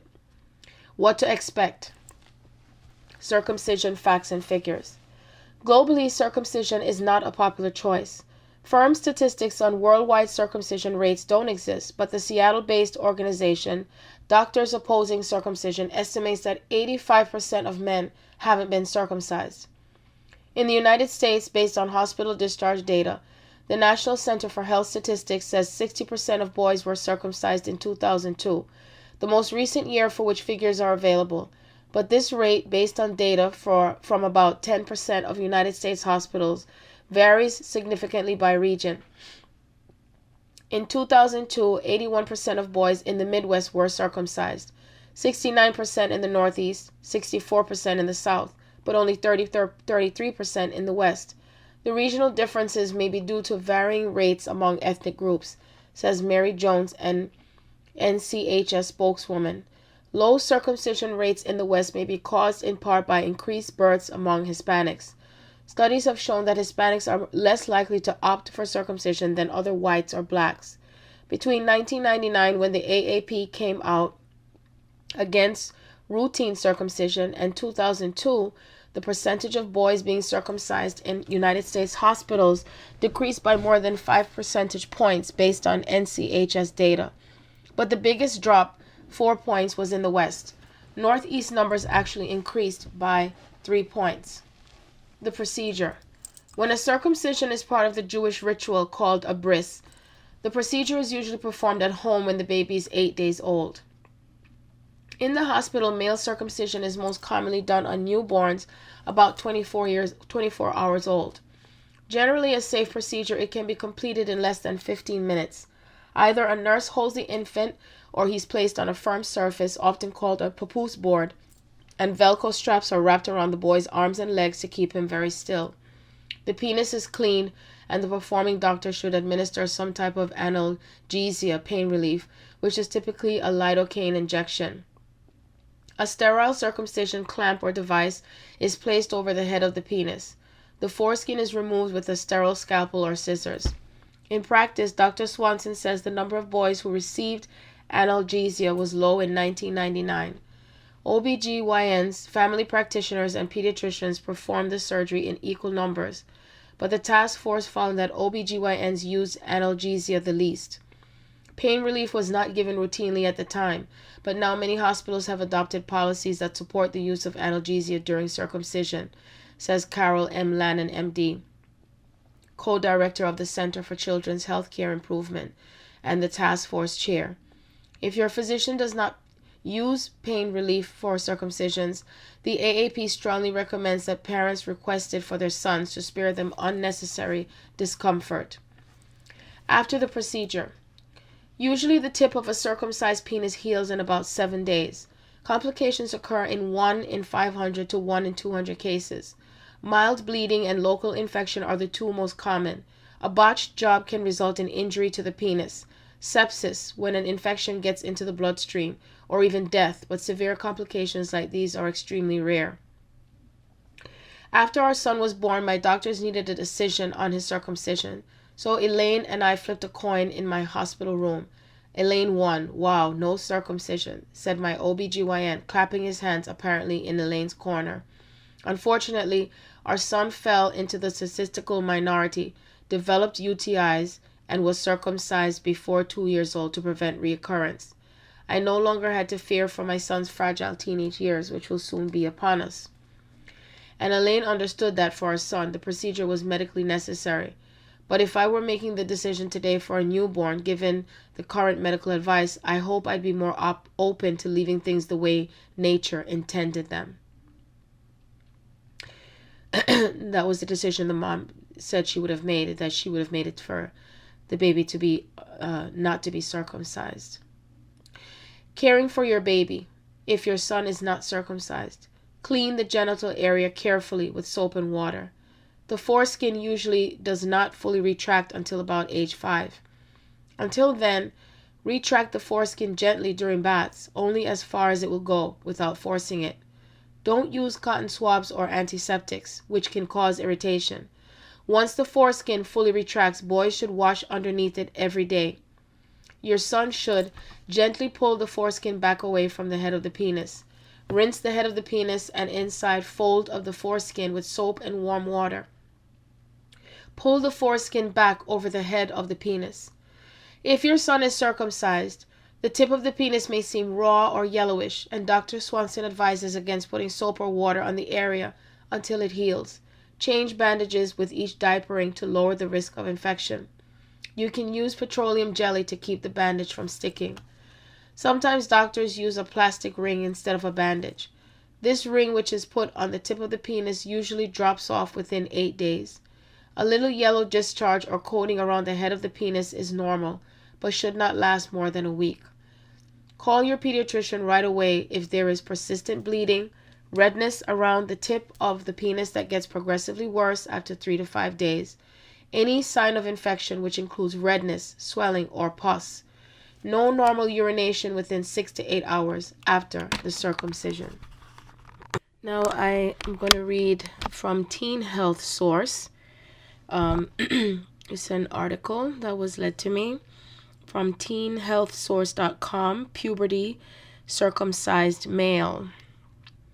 These are questions, answers, and facts about circumcision, I guess from the teen's point of view.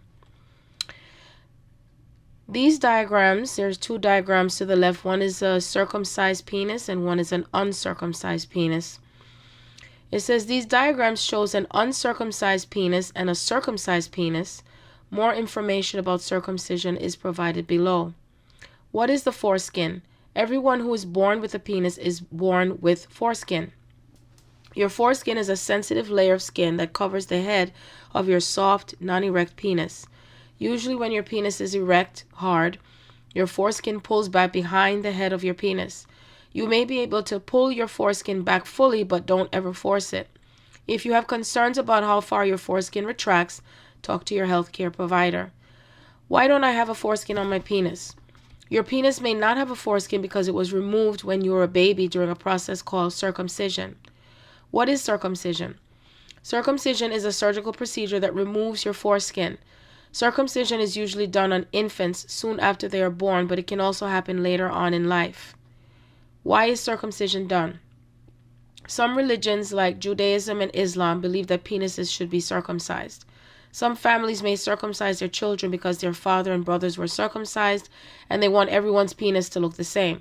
Like as if they're going to really be standing next to each other comparing, right? For the rest of their lives? Really? Okay. Some people make a decision based on what the majority of people in their region do because they want their child to fit in. Once again, the bloodlines and family traditions. Sometimes later in life, penises are circumcised because they may be getting irritated or infected. Is sex better or worse if you're circumcised? No, you can enjoy sex and touching whether or not you've been circumcised. The tip is a very sensitive spot for both circumcised and uncircumcised penises. I'm not circumcised. Is that a problem? Not at all. In fact, the majority of males in the world are not circumcised. How do I clean around my foreskin? If you have a foreskin, you will need to clean it to avoid the buildup of sweat, semen, vaginal fluids, or bacteria.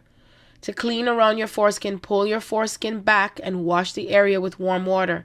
Do not force your foreskin back if you feel discomfort. Should I clean my foreskin after sex?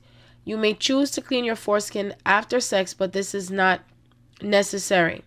Although it will not protect you from STIs as well as using a condom would, it is not a bad idea to wipe away any semen or other fluid from the foreskin after sex.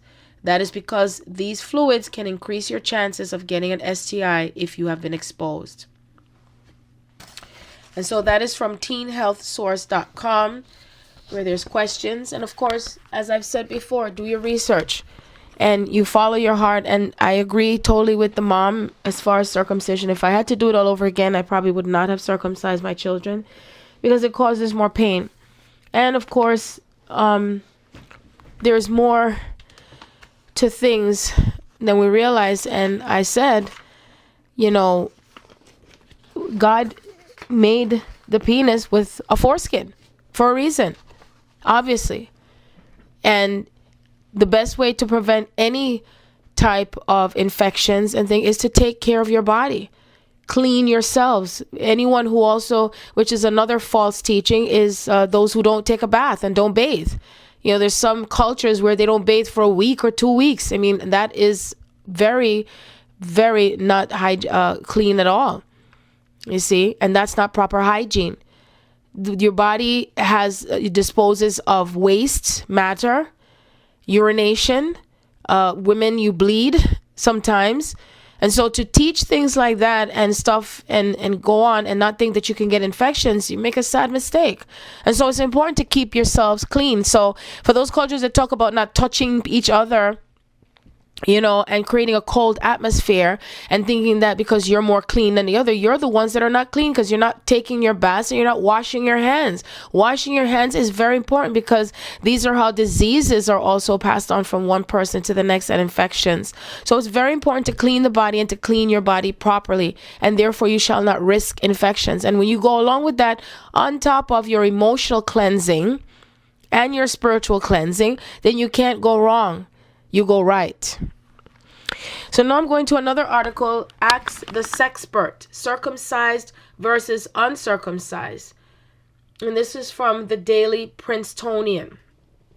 So you can get this from dailyprincetonian.com. And this is titled, Ask the Sexpert, circumcised versus uncircumcised. And actually this article was last year, October, forgot we're in a new year, by the Sexpert. Dear Sexpert, recently a lot of friends have been talking about which is better, a circumcised or uncircumcised penis. I want this settled. What are the real differences and do they matter? Uncut and unclear. Dear Uncut, let's clear up what may be unclear. The difference between a circumcised penis and an uncircumcised penis is that an uncircumcised penis still has its foreskin, while a circumcised penis has had its foreskin, a flap of skin surrounding the tip of the penis, surgically removed. Other than that, any differences are very minor and do not affect sexual functioning. All babies born with penises are born with a foreskin. A circumcision is a procedure performed by a doctor or a religious official in which the foreskin is removed from the penis. While the surgical procedure of removing the foreskin is usually performed on infants, there are some adults who choose to undergo this operation for religious, cosmetic, or medical reasons. The circumcised penis is more common in the United States, but in some other countries, uncircumcised penises are the norm. Neither the circumcised penis nor the uncircumcised penis is better than the other. Either way, the penis functions the same when erect. The difference being that the circumcised penis has the tip of the penis, or the glans, G-L-A-N-S, permanently exposed, while the glans of the uncircumcised penis is only uncovered when the penis is erect. Circumcised or uncircumcised, the sexual pleasure of the owner or the partner is not affected. That being said, for some uncircumcised penises, the foreskin may have to be pulled back to put on an external condom. Additionally, when the penis not erect, the foreskin may have to be pulled back while urinating. Pulling the foreskin back is definitely recommended when washing an uncircumcised penis because of the possible presence of smegma, the natural lubricant which allows the foreskin to move. If too much smegma builds up, it could prevent the foreskin from moving up and down the glands and cause a distinctive odor. However, it is also important to remember to rinse away all soap from underneath the foreskin and dry the area well, because any soap or water left over could cause irritation. There is some evidence that circumcision slightly lowers risk of some sexually transmitted infections. Because the glans of the uncircumcised penis spends most of its time being covered by the foreskin, it has slightly thinner skin than the skin of a circumcised glans. This could cause some heightened sensitivity to abrasions, which leads to a higher risk of sexually transmitted infections being able to enter the body. Additionally, viruses such as HPV linked to cervical and penile cancer and HIV are transferred by contact of mucous membranes with infected sexual fluids. Removing the foreskin decreases the chance of transmission by shrinking the surface area of mucosal skin. That said, behavioral factors like wearing a condom and getting tested for STIs before having sex are more effective at reducing risk of STIs than circumcision. If you'd like to further discuss circumcised and uncircumcised penises with a clinician, you can always schedule an appointment with Sexual Health and Wellness at University Health Services. And this is by the Sexpert. So now I'm going to read from the same discussion someone named Gary Harriman, since it's publicly known. He had a comment to make about this, which I always find interesting, because I always like to hear from other people's perspective as far as this is concerned. And this is what he says: male or female, nature designed and made you sexually perfect for what you're supposed to do. Neurologically, the most specialized pressure-sensitive cells in the human body are Meissner's corpuscles for localized light touch and fast touch. Merkel's disc cells for light pressure and tactile form and texture. Ruffini's corpuscles for slow, sustained pressure, deep skin tension, stretch, flutter, and slip, and Pacinian corpuscles for deep touch and detection of rapid and external vibrations. They are found only in the tongue, lips, palms, fingertips, nipples, and the clitoris, and the crest of the ridge band at the tip of the male foreskin. These remarkable cells process tens of thousands of information impulses per second and can sense texture and stretch at the micrometer level. These are the cells that allow blind people to see Braille with their fingertips. Cut them off, and male or female, it's like trying to read Braille with your elbow. So there you have it. This is Cliff Notes on human genital anatomy. So the foreskin plays a major role as far as on the male skin, as far as tens of thousands of information impulses, which is a part of your, it's the energetic field. It's an energetic thing that comes through from the foreskin. And see why it's so important to educate yourselves. You see, I didn't even know this. To educate yourselves on the things, everything to how you were born and how you were created is natural. So there is no need to eliminate anything, to disrupt anything, or to try to change anything. You are made naturally beautiful just the way you are. And that means that we're made sexually perfect. I'm going to read another article that was led to me from www.cirp.org, Library History, Hodges. And interesting, the title is called The Right to Our Own Bodies, The History of Male Circumcision in the U.S. by Frederick Hodges and Jerry W. Warner. This article appeared in the November 1995 issue of MEN magazine. The subject of male circumcision is highly taboo in America. Most men, and this includes doctors, would prefer not to think about circumcision and can become defensive when the subject is brought up. Most American men have never even seen an intact human penis. Circumcision is not a benign surgery. The right to our own bodies is what I'm going to read now again. The History of Male Circumcision in the U.S. by Frederick Hodges and Jerry W. Warner. This article appeared in the November 1995 issue of MEN magazine. The subject of male circumcision is highly taboo in America. Most men, and this includes doctors, would prefer not to think about circumcision and can become defensive when the subject is brought up. Most American men have never seen an intact human penis. Circumcision is not a benign surgery. Besides destroying a significant segment of the male's sexual equipment, it has a significant complication rate. According to an important medical study, one serious complication, severe hemorrhage, infection, loss of entire penis, or death occurs in every 500 circumcisions, approximately 3,700 in 1993. According to another study, death as a complication from newborn circumcision has been estimated to occur in from 1 in 24,000 to 1 in approximately 500,000 cases.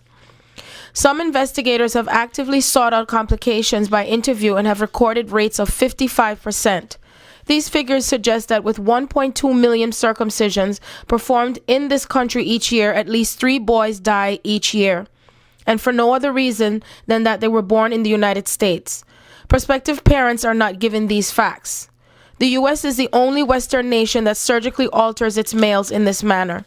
In Europe and in most of the world, non-religious circumcision is unknown, and intact males do not suffer from any of the diseases and discomforts claimed by American proponents of circumcision. Genetically intact Europeans are often very amused to hear the notions circumcised Americans have about the normal human penis. Notions about improved hygiene after circumcision appear ludicrous to intact men. The European medical community condemns the U.S. for a practice they call a barbaric violation of human rights. Europeans believe that males have a basic human right to an intact penis, a right to keep the body they were born with, and a right to body ownership and autonomy. For them, it is a question of respect and dignity. Men's bodies. The foreskin is one of the most erotically sensitive parts of the penis. It represents 50% to 80% of the skin system of the penis, depending on the length of the penile shaft. It is a unique and highly complex organ. The average foreskin has over 3 feet of veins, arteries, and capillaries, 240 feet of nerve fibers, and over 1,000 nerve endings. If unfolded, the adult foreskin would measure 20 to 30 square inches. The foreskin plays a large role in sexual function. When sexually aroused, its lips expand and unroll over the glans, GLANS. The glands stimulate the foreskin, and the foreskin stimulate the glands. The foreskin functions much like the eyelid. The inside of the foreskin and the glands of the normal penis are glistening and red, just like the inside of the mouth. The foreskin has glands, GLANDS, that produce a natural moisturizer and lubricant called smegma. Smegma serves the same purpose as tears do in the eye. It keeps everything moist, clean, and lubricated. Men's history. In the U.S., there's a myth that the natural human penis is a self-destructing time bomb ready to go off at any time in an explosion of disease, filth, and horrible stenches, an inevitable disaster, which only immediate surgery after birth can prevent. Can this be true? Why and how did this practice of routine infant circumcision begin in the United States? Non-religious circumcision was introduced into this country on a very small scale in the 1860s for a single purpose: to stop masturbation. Wow, see, I didn't know that. Everything to try to stop anything that's close to high frequency. See that? Circumcision was used as a deliberate surgical intervention to debilitate and desensitize the penis. During the Victorian era, physicians began to believe that all sexual activity was dangerous to physical and emotional health. Wow. Masturbation was viewed as the most dangerous form of sexuality and was named as the cause of every known disease. Such ignorance. I'm saying that.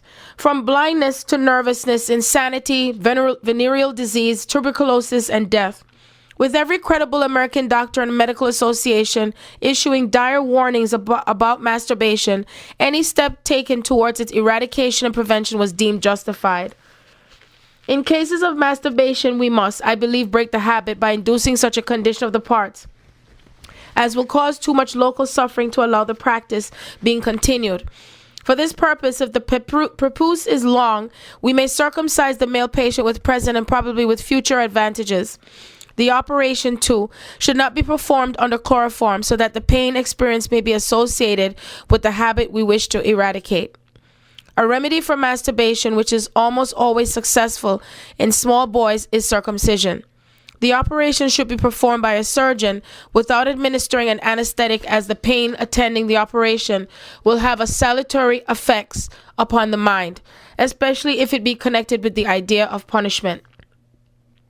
Clarence B. was addicted to the secret vice practice among boys. I performed circumcision. He needed the rightful punishment of cutting pains after his illicit pleasures. By the turn of the century, circumcision had become a panacea. Amputation of the foreskin was scientifically proven to cure and prevent diseases ranging from insanity to epilepsy, malnutrition, hip joint disease, paralysis, eczema, tuberculosis, headache, hysteria, alcoholism, criminality, and heart disease. Wow. And to this day, all of these things still exist, even though a majority of the males in the U.S. are still circumcised. How ignorant is that? Ignorance is definitely bliss. In 1928, the American Medical Association published an editorial in its journal calling for the routine circumcision of all male infants at birth. The primary justification for routine circumcision was the prevention of masturbation. During World Wars I and II, many soldiers were forcibly circumcised by military doctors under the threat of court-martial. Returning World War II veterans were now conditioned to believe that circumcision was the correct thing to do. They were told it was hygienic, that it prevented disease, and that conformity was necessary. Young parents did not object when their newborn boys were automatically circumcised after being delivered in hospitals, though in reality they had no choice. Hospitals did not require anyone's consent to perform this surgery. In the late 1960s and early 1970s, this abusive situation was reformed. Hospitals and doctors were required to obtain informed consent from patients for any medical or surgical procedure. Circumcision now required consent before a doctor was legally allowed to amputate. But since a baby is unable to give his consent, parents were assumed to have the power to give consent on behalf of the baby. By the early 1970s, over 90% of newborn boys were automatically circumcised. In 1971, the American Academy of Pediatrics reviewed the medical literature on circumcision and determined that circumcision, after all, was not medically valid. Go figure. The circumcision rate began to fall dramatically. New medical excuses continue to be invented for the surgery, but all have been disproved by European studies. Men's awakening. In the 1980s, an awakening began in the psyches of American men. Many began to realize that they had been alienated from their bodies. Many began to question the myths which told them that their genitals were inherently dirty and in need of surgical reduction. Wow, isn't that the case? Telling that their penises were dirty and that you're unclean and all these things. But yet still, when certain people in certain cultures and societies don't take a bath, I consider that to be dirty and unclean. But of course, it's not opinionated. It's a fact that that's what it is. If you don't take a bath for a certain number of hours, I would consider it to be unclean, especially because you have bowel movements and you urinate. And you have fluids that are exchanging back and forth between yourself and others. So why not take a bath? And that is what I consider unclean. Do you need shots for that? No. All you need, soap and water, rag, and a towel. Of course. To continue. Today, American men in increasing numbers are becoming aware that they had a right to all of their reproductive organs and that no one had the right to remove part of their body. Men are now demanding the right to control their own sexual organs. Marilyn Fair Milos, a registered California nurse, founded the National Organization of Circumcision Information Resource Centers in 1986. NOCIRC is now the nation's leading human rights organization for body ownership rights. The National Organization to Halt the Abuse and Routine Mutilation of Males, NOHARMM, was founded by Tim Hammond in 1992 in San Francisco and has awakened millions of men to this men's movement issue. One recent NOHARMM survey of hundreds of victims of circumcision proves the lifelong negative consequences of this sexual alteration. Founded respectively by Wayne Griffiths and Dr. James Bigelow, the National Organization for Restoring Men, NORM, and the Uncircumcising Information and Resources Center, UNCIRC, have given hope to thousands of American victims of circumcision wishing to restore their foreskin. Dr. Bigelow's revolutionary book, The Joy of Uncircumcising, shows men how they can gently stretch their remaining penile shaft to cover their glands. Restoration cannot give back the erotogenic nerves amputated at birth, but can create a more natural-looking penis. The restored foreskin functions as the original might have. It enables the glands to heal, soften, and return to a much higher and normal level of sensitivity. Restoration has been very therapeutic for men. It improves body image, improves self-esteem, dispels feelings of victimization, and empowers men to make choices about their own sexuality. Men's destiny. American men are beginning to realize the truth that nature knows more about designing the penis than do American doctors. Parents do not have the right to force circumcision on their sons. The only person who has the right to consent to the amputation of a normal, healthy, functioning body part is the person who must live with the consequences. Many circumcised American males unnecessarily feel uneasy and threatened by the men's pro-choice movement. The movement against infant circumcision is no threat to circumcised men. The men's pro-choice movement is fighting for the freedom of American males to keep the sexual organs nature intended them to have. Parents have nothing to lose and everything to gain by leaving their sons intact. Permitting their offspring the dignity of an intact body and protecting the basic human right to self-autonomy is both good and noble. Everyone has the right to an intact body, and I agree. Everyone. In the spirit of brotherhood, American men are now empowering themselves to fight the taboos, which is what it is, taboos, which for decades have prevented them from speaking out against the violation of their basic human right to control their own reproductive organs. The men's pro-choice movement empowers men to fight to protect the rights of future generations by saying no to circumcision. American men are saying yes to men's rights. We are wrenching the stainless steel scalpels from the hands of the circumcisers and beating them into silver spoons for our sons. History will forever thank us if we act now. So there you have the name of the organizations, and the right to our own bodies is the name of this article, which you can find again, www.cirp, as in Peter.org/library/history/Hodges-Warner, WARNER. And the next topic, which also follows along with this, of course, there is female circumcision, and it's more like castration to me. It is one of the most abhorrible, most disgusting, absolutely abhorrible, I have to say the same word again, genital mutilation for females. The way that this is practiced and done, I actually saw pictures of what this looked like yesterday for the first time, and I felt like I was cringing just thinking about the babies that this is being done to, and the young girls, very young females, even some adult females in certain countries, even and including Egypt, which is so disgusting to know that in these days and times that these mutilations are still taking place. And so I declare and decree that it must stop, and it will stop, just as much as the young females that were being kidnapped and the people's heads that were being chopped off. No longer shall this exist, these mutilations. No more chopping of anything, of any body parts whatsoever. I declare and decree this out in the cosmos, in the universe, that we honor and respect one another, and that includes our body parts. And I'm going to read an article, www.endfgm.eu, which speaks on the genital mutilations of females. And this is an End Female Genital Mutilation, which is shortened to FGM, European campaign run by Amnesty International in partnership with NGOs.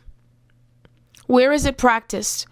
Who estimates that between 100 million and 140 million women and girls worldwide have been subjected to FGM, which is female genital mutilation? When I hyphenate it, that's what it means.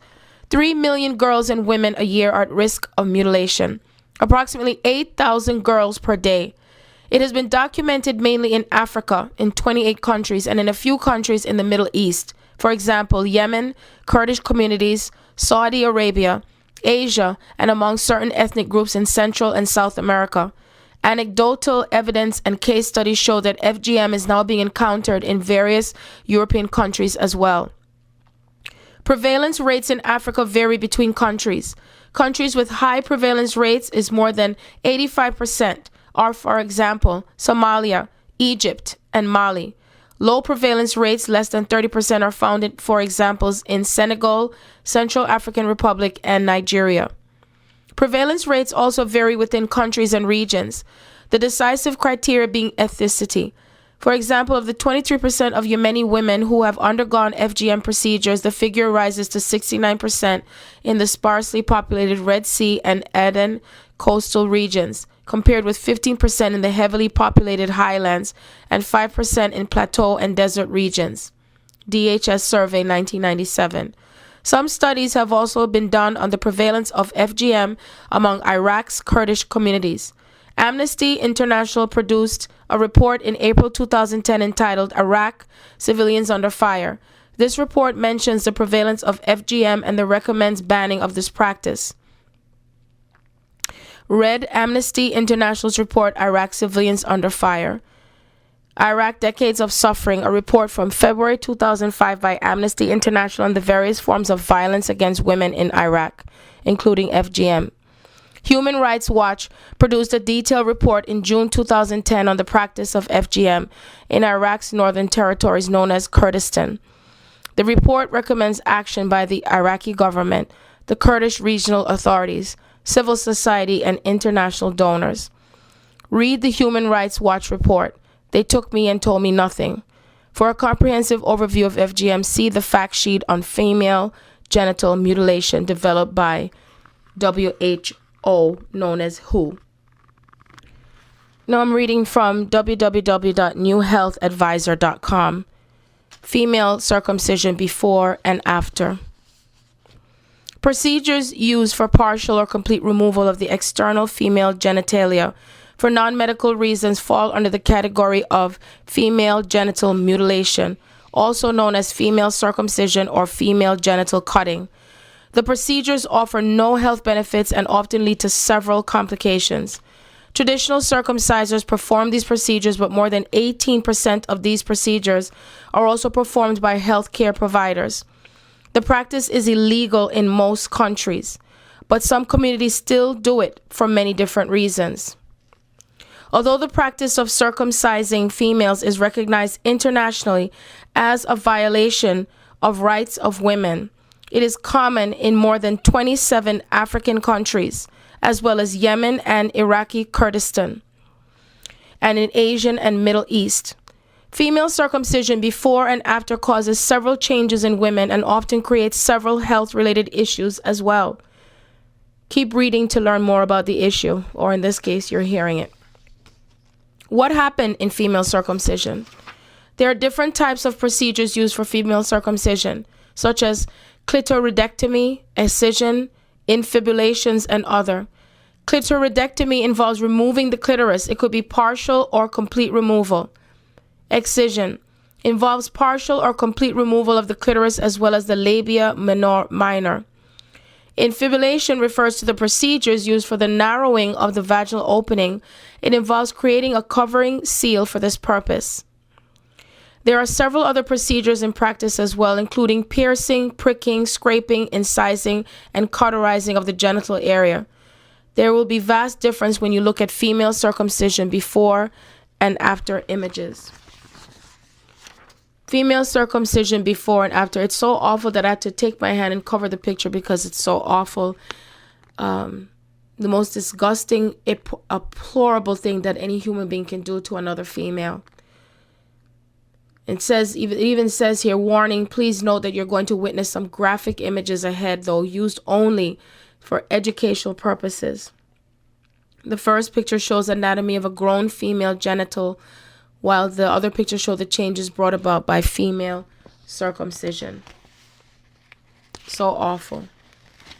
The woman's entire clitoris is removed and her vagina is sewn up. There aren't any benefits associated with FGM. In fact, female circumcision before and after leads to several unwanted complications related to the natural bodily functions of girls and women. Immediate effects. The immediate effects include several severe pain and bleeding. The girl could go into shock with no anesthetics are used during the procedures. Female circumcision may also lead to wound infections, including gangrene and tetanus, as well as blood-borne viruses such as hepatitis B, HIV, and hepatitis C. Other immediate effects include inability to urinate, damage to nearby organs, including the bowel and the urethra, and injury to vulvar tissues. FGM can also cause death. The long-term effects. Even if the girl survives the initial trauma, she has to deal with several long-term consequences of female circumcision, such as abnormal periods, chronic pelvic infections, kidney impairment, and possible kidney failure. Some other issues include damage to the reproductive system that leads to infertility, pain during sex with no pleasurable sensation, formation of cysts and scar tissue, and flashbacks during childbirth or pregnancy. In some cases, it becomes important to perform another surgery to open the lower vagina for childbirth and sexual intercourse. Psychological harms. Some women also face psychological issues, including depression, low libido, and anxiety. FGM is an extremely difficult experience for girls and women, and they carry the trauma throughout their lives. So many young women end up working with psychological counselors and often live with feelings of betrayal by parents. Even though FGM is illegal, many people still do it. Some parents take their children abroad for FGM, which is again illegal. If caught, the offenders have to face a large fine with jail time up to 14 years. Why is female circumcision done? You can find several images of female circumcision before and after and understand the amount of pain women have to face during the procedures. The question is, why do people opt for such gruesome procedures? People in different societies have different reasons for FGM, but these excuses fall into 5 main categories. Psychosexual reasons. Many societies believe that FGM is a way to help women with their sexuality. Female circumcision before and after changes how women perceive intercourse. They believe that the removal of the clitoris is the only way to combat sexuality. It is also considered a way to ensure that a woman will stay a virgin. Sociological and cultural reasons. Many communities think that FGM is a way for a young girl a part of a community, and they believe that this is a step a girl takes to be a woman. Some myths in the communities also promote this practice. Some believe that to uncut the clitoris will become as large as a penis is. Hygiene and aesthetic reasons. Some communities believe that the external organ is dirty and ugly, so they use FGM for hygiene. Religious reasons. Many people use religious doctrine to justify this practice, and this is neither Islam nor Christianity sanctions FGM. Socioeconomic factors. In some communities, it is obligatory for girls to undergo this before they could get married. In societies where women are largely dependent on this, they follow the norms and go for the procedure in order to get married. It is so sad to know in this world the ignorance of these societies and cultures that want to use this as a reason for hygienic purposes and for getting married. Did anyone stop to think that if you mutilate the female body, how is the female supposed to urinate properly? How is she supposed to live and function normally and naturally? How is she supposed to have any type of proper sexual activity and also with giving birth to the baby if her vagina is sewn up?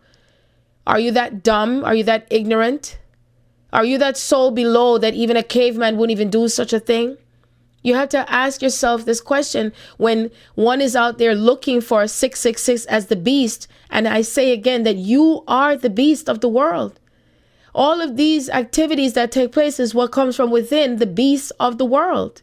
You're looking for so much, you're still not understanding how most of you are the beast itself that allow these things to happen and allow it to continue in the world.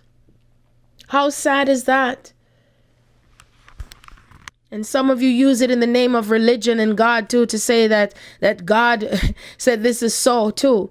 That's the other thing.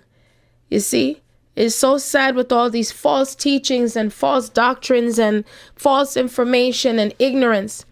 Because, I could easily say, well, why the ones who are performing these procedures, which is most likely males that are doing it, why don't you do more than circumcise yourselves? Why don't you mutilate your penises and see if you can function to urinate or do anything for the matter? You see? Because you need your penis to function, don't you? When you want to get your orgasms, but then the females are to be deprived. Because you see, on both sides of the coin, you see the males are circumcised and being taught or been told throughout generations about circumcision and saying that is of course, with sex and the penis is dirty and the vagina is this and that and whatever. And you see, all of these things is what's been passed on from generation to what's been said. And you people vote for people who come along with all these ideas, and doctors and all these things that go along with whatever is said within that culture, and whoever passes the laws, you see, because one person says so and so for their egomaniacal reasons. And therefore, everybody just goes along with it now.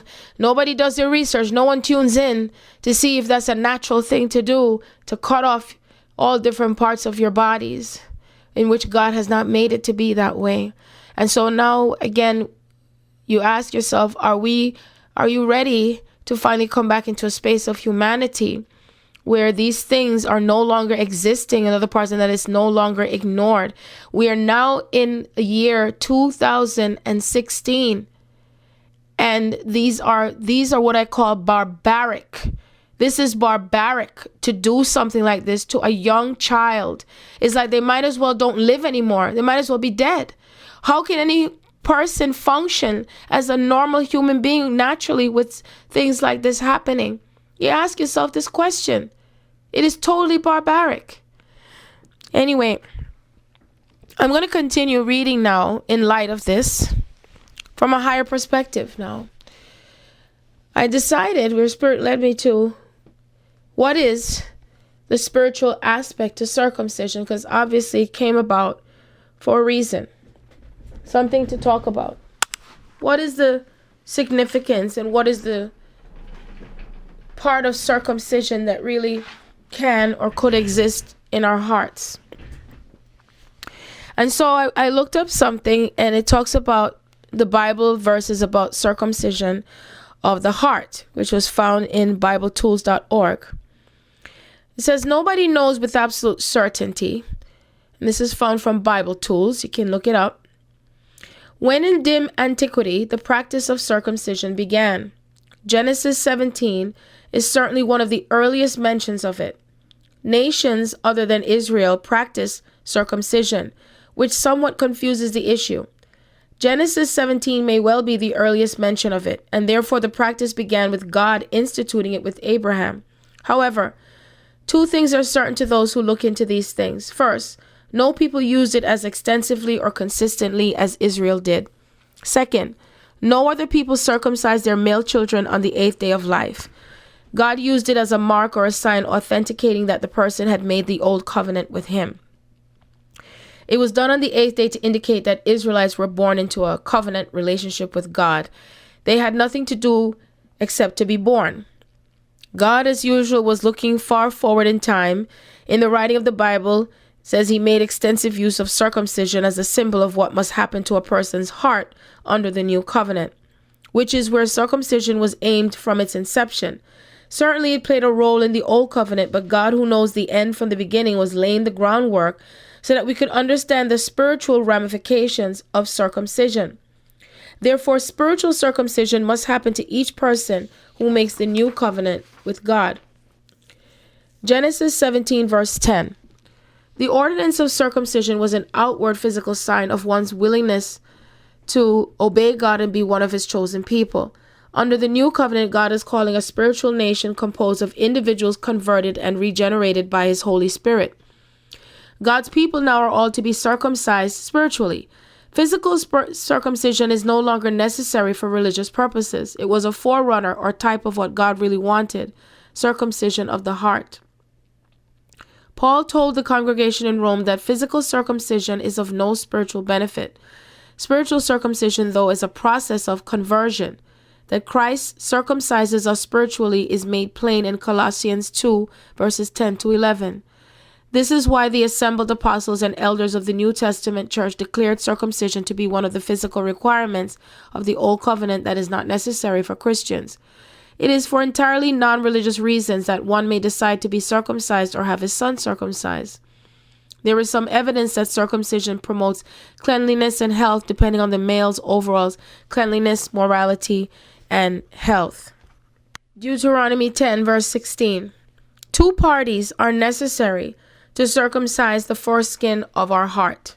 In Deuteronomy 10, verse 16, God tells us to circumcise the foreskin of your heart and be stiff-necked no longer. Here he commands us to do the circumcising. Compare this to Deuteronomy 30, verse 6, where God says he will perform the circumcision and the Lord your God will circumcise your heart.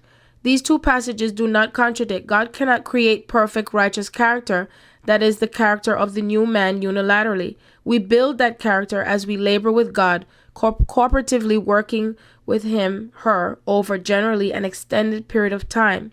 That is what the Latinate word collaborate means, to labor with. Deuteronomy 30, verse 6. This is an early prophecy of what he will do. What is the terminology?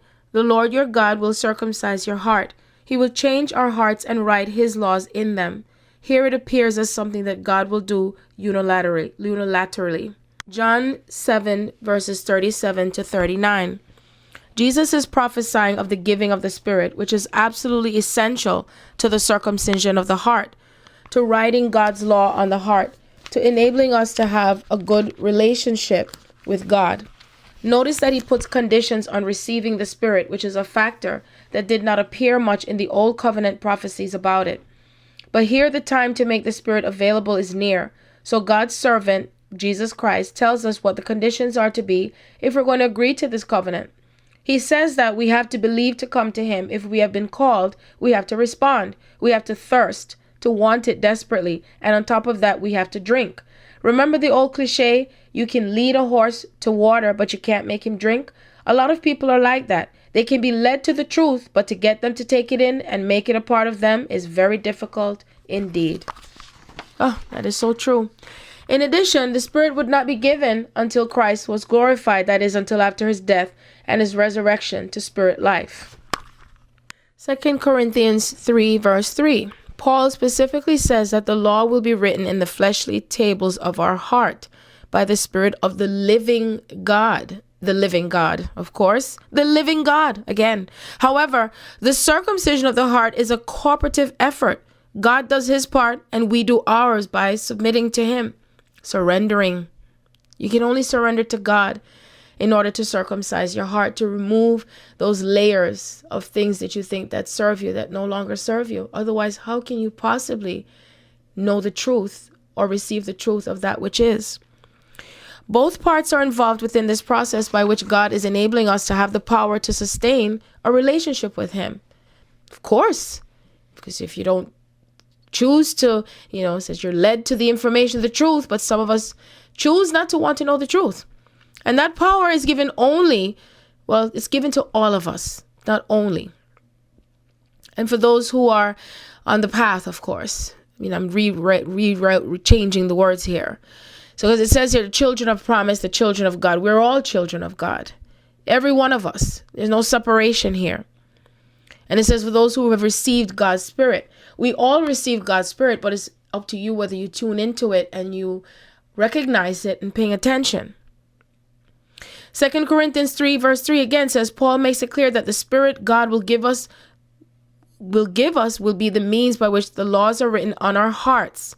On our hearts, the living God, the living word of God within our hearts. Circumcision of the heart, writing God's laws on the heart. Conversion and changing, essentially describing the same thing. Galatians 6:12-16. In Galatians 6:12-16, Ephesians 2:10-18, and Colossians 3:9-11, Paul broaches the subject of circumcision. He often connects the new man with circumcision because he understands the symbolism behind circumcision, and so should we. When practiced according to God's law, the ritual of circumcision pertains to men, that is, males, taking place on the 8th day after parturition. 8 is the number of new beginnings, the idea being that 7 is the number of perfection, and 7 + 1, 8 restarts the cycle. Thus, the 8th day of the week is Sunday, in reality the beginning of the new week. The last great day, which occurs 8 days after the Feast of Tabernacles begins, looks forward to the day when God will make all things new. This is the important symbolic message behind physical circumcision. The boy, the man, circumcised on the 8th day is a new man. However, the new man of whom Paul speaks is not new because of physical circumcision. He is new because he has obeyed God's command to circumcise the foreskin of his heart and be stiff-necked no longer. Deuteronomy 10 verse 16. See Jeremiah 4 verse 4. Paul, understanding this, claims that circumcision is that of the heart, in the spirit. Heart, of course, refers to mind, but then in this case, the heart is the heart, the mind is one thing, and the heart is another, because, we're connected through our hearts. So that means that the circumcision is that of your heart. Of course, you're stripping away what you think you know that's in your mind as well.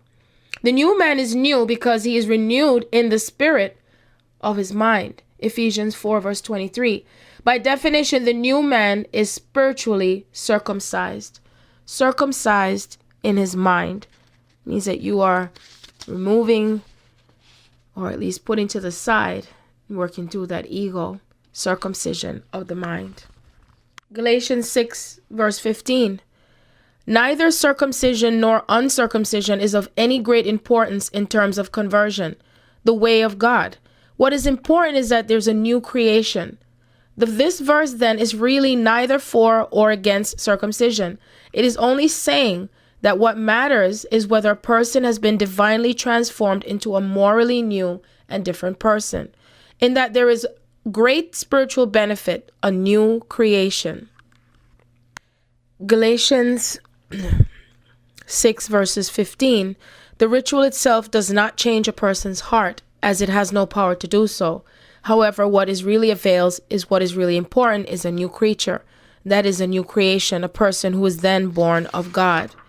In verse 15, Paul says that God creates in himself one new man from the two, thus making peace.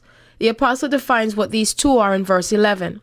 Therefore, remember that you, once Gentiles in the flesh, who are called uncircumcision by what is called the circumcision made in the flesh by hands, the two, Gentiles and Israelites, share one spirit in Christ, who has made both one and has broken down the middle wall of division between us. Verse 14, whether physically Gentile or Israelite, those who have put on the new man have one spirit, God's Holy Spirit. So in other words, this has to do with along the lines of combining the Holy Spirit into flesh. Ephesians 5 verse 27. The problem of sin, missing the mark, that's what it says here. I'm saying missing the mark because I want to make for you to understand when I say sin, what it means, is in man's thinking. Of course, the sin, missing the mark, not understanding, which is why God says the problem is in the heart, in the mind. Humans are limited to thinking what is in their minds. If we have God's word in our minds along with the Holy Spirit, then there's a good chance that our minds will begin to change, to become circumcised, as it were, to be purified, to become holy as God is holy. God says, my thoughts are higher than yours, better than yours, greater than the east is from the west. Yet, when we have to take steps in that direction to begin thinking as he does, a person who is not holy or cleared in your mind, right, in thoughts, in your heart, will not see God because they will not think as he does. Along the same lines, he will not recognize himself in any of them. So until the heart is changed, nothing will change. The change begins by taking in, now it says taking in the word of God, but I must change this again.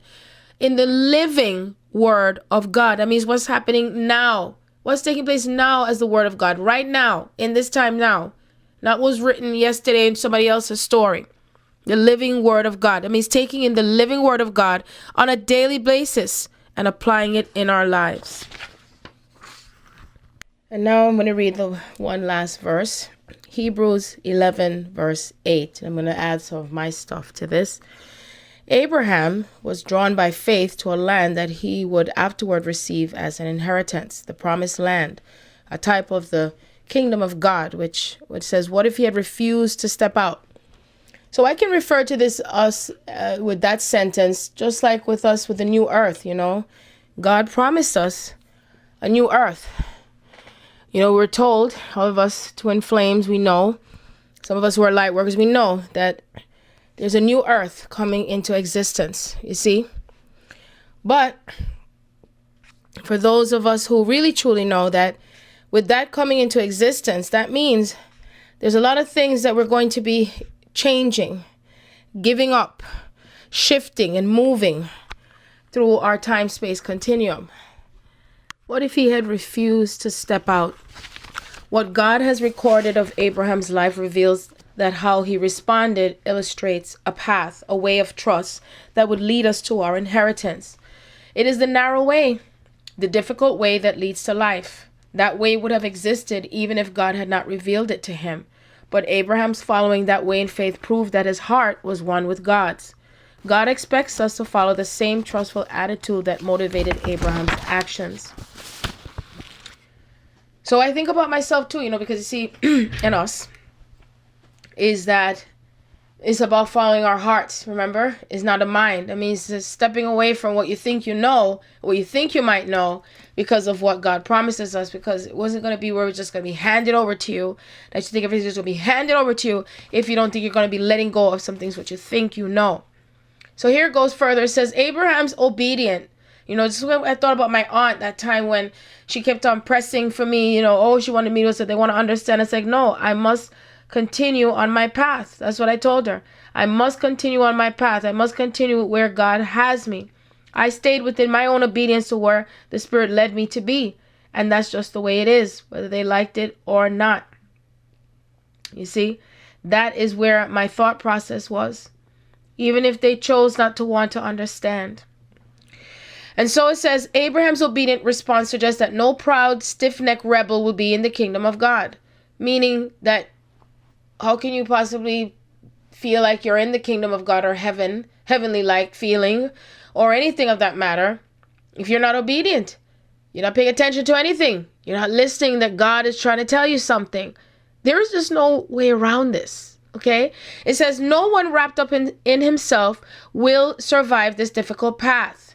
Only those who by faith are humbly submissive to God's will. Just like when I told my aunt, I said, everyone will end up surrendering to God. And it may be painful. The pain is necessary. This pain that we are feeling and going through in this life to get to that place where we are, it's not a physical place, it's within ourselves, you see? In order to feel this heavenly-like feeling, what it's like to feel like you're in heaven, okay? And it says, in short, God's calling begins severing us from a number of important negative, worldly, and carnal factors. At the same time, it also attaches our loyalties, our responsibilities, and our purposes in life to God and His kingdom. In biblical terminology, we are transferred from death to life, from fleshly minded to spiritually minded, from Israelite or Gentile to Abraham's seed, whatever. From uncircumcised to circumcised in heart, and from the world to the kingdom of God. It is essential that our severing from the old way be as complete and continuous as possible. So you see, it's never ending. It still continues. So even being in union with Ivan, it's still going to continue. It doesn't end just like that. No. It says as possible, because despite what happens to our heart in our attachment to God and in His way, her way, the world and carnality remain as constant threats, almost like magnets drawing us back toward them. From this arises our need for faith, so that we don't go backwards, whatever, to the way we were before. It's just like talking about going in the higher dimension. So we're going in higher dimensions, some of us. And so this is how we stay in higher dimensions, even though we may fall back down, because we are still in the third dimension, this physical dimension here. And so it says, we see in a small way from Abraham's life, his breaking away was not as smooth as it appears on the surface. Genesis 12 verse 1 contains God's original charge. Now the Lord said to Abram, get out of your country, from your family, and from your father's house to a land that I will show you. So God was severing Abraham from his country, his kindred, and his father's house. Our severing rarely involves a physical separation from the nations of our birth, but it almost always involves a spiritual division from our natural families. It does, because you see it happen to me with my aunts. There's a division here. And also with my cousins, we're just minimal in contact, not seeing each other except when it was the holidays. And there's a lot of division that takes place, because you see, one might believe that their path to God is the way, and I'm trying to explain to them it's not the way that you think that it is. And so when God has each one of us on our own paths in how we're receiving the messages, and as I said before, it may not be the way that you think. Because the signs of God is the what? Invisible and the visible, like I've always said before. Okay, so now it says here, frequently it says, this severing causes strained family relations. It appears that it caused Abraham problems as well. So you see, even back in those biblical times, it's no different than what it is now. In Luke 14:26-27, Jesus admonishes all who desire baptism to consider well what He says. If anyone comes to me who does not hate his father, mother, wife, children, as honor, he cannot be my disciple. And whoever does not bear his cross and come after me cannot be my disciple. Now, He wasn't talking about coming after Him and following Him. It's about paying attention to His teachings, paying attention to what Jesus went through in His own way. Because if you think that sticking with your family in what they say how it's supposed to be, you're not going to truly understand. And those who think that, when those in those days, when those says that they wanted to be Jesus' disciple, that means that you're going to be turned, you're going to be bearing some crosses, right? To what you think your family is going to truly understand. So you think about this now, okay? If those of you who say, oh, I do understand. I read my Bible every day. Oh, I go to church every Sunday or Friday or Saturday. I'm doing everything right by God. But I said before that is not what you think all there is to God. There is more to what the eyes can see. You see, so that means that you're completely detaching yourself from society and what you think is true, and the truth, the whole truth, and nothing but the truth. Stripping away from all the things you think you know. And it's not just based on the biblical references. It's the living word of God also. The light, the consciousness, okay?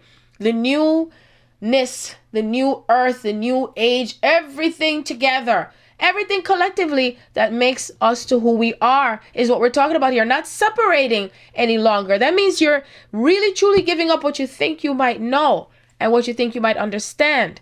Okay? That means that you're coming from within the truth that's coming from within your heart, which is your heart connection to God, your true love, your twin flame. That's what this is. Stripping away what you think you have been experiencing has been the truth when it's not, in order to come back into the true essence of who you are, the true nature of who you are. Okay? And that means that if you haven't been bearing some kind of cross with this, if you think everything's so hunky-dory, that means that if it's not normal or natural to your family members, then you are obviously not close enough to that path of what God is talking about. That's right. It says, as our calling begins, problems do not generally arise because the uncalled family members may hate us outright. Instead, they love us in their carnal fashion, but our desire to obey God upsets their sense of family unity, loyalty, and responsibility. A related factor irritates them. They understand that we are rejecting many, if not virtually all, of the spiritual values they taught us. You see, from what we've been taught, you understand that we're rejecting what they want us to know.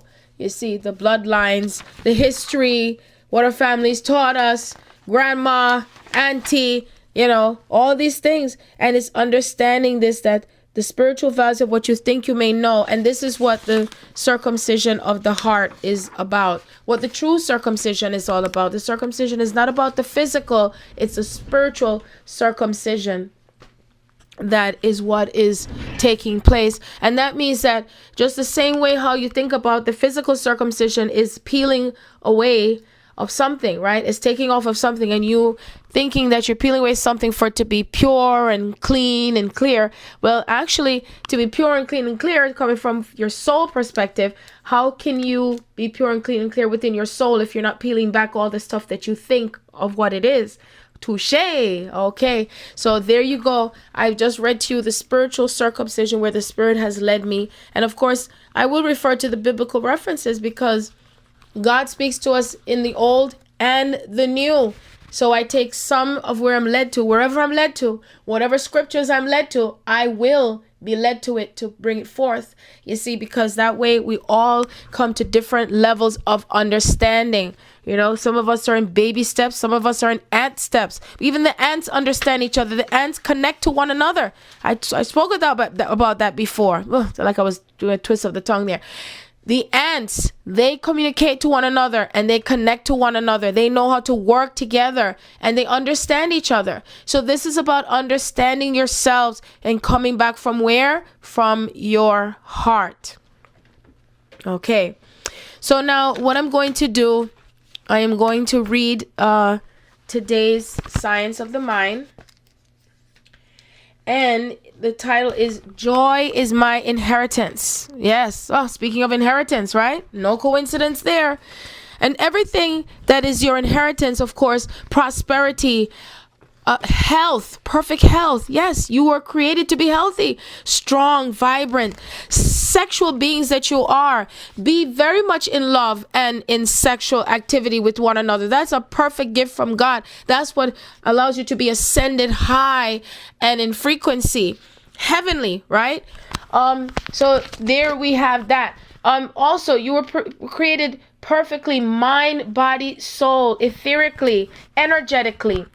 All of this, all of the above. Everything that is about wealth and strength and health and prosperity. Remember, prosperity is not just about the physical things. It's what is filled up within your soul, the freedom, all of that, the change within you is what this is all about as well. Okay, so joy is my inheritance is the title for January 5th, 2016.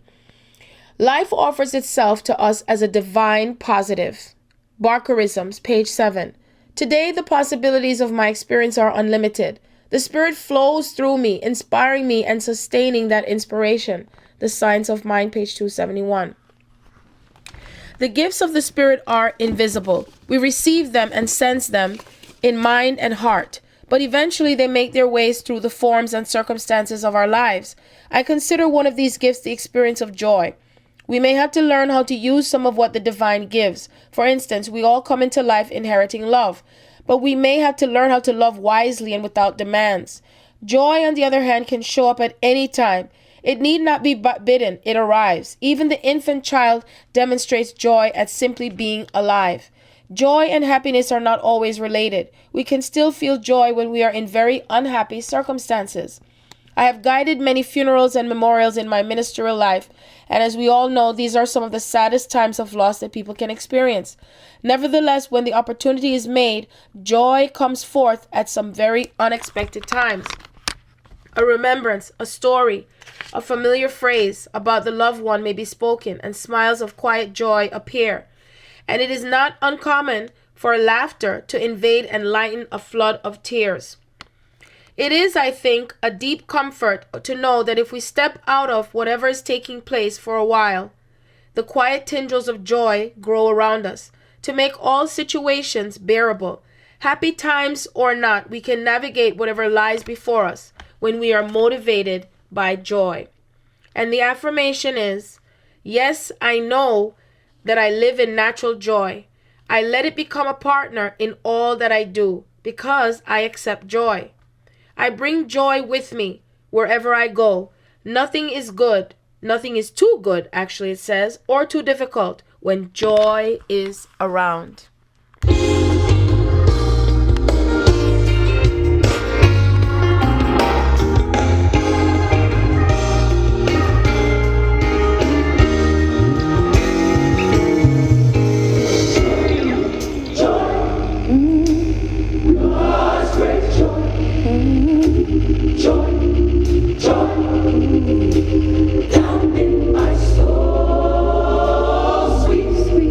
Beautiful.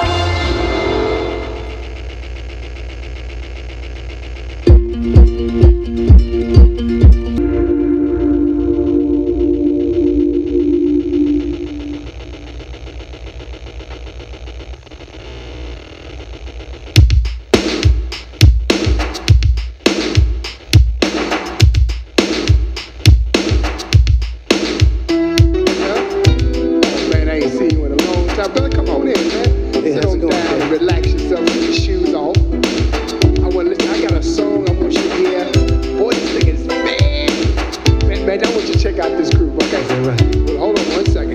Put the needle down right here. Check it out.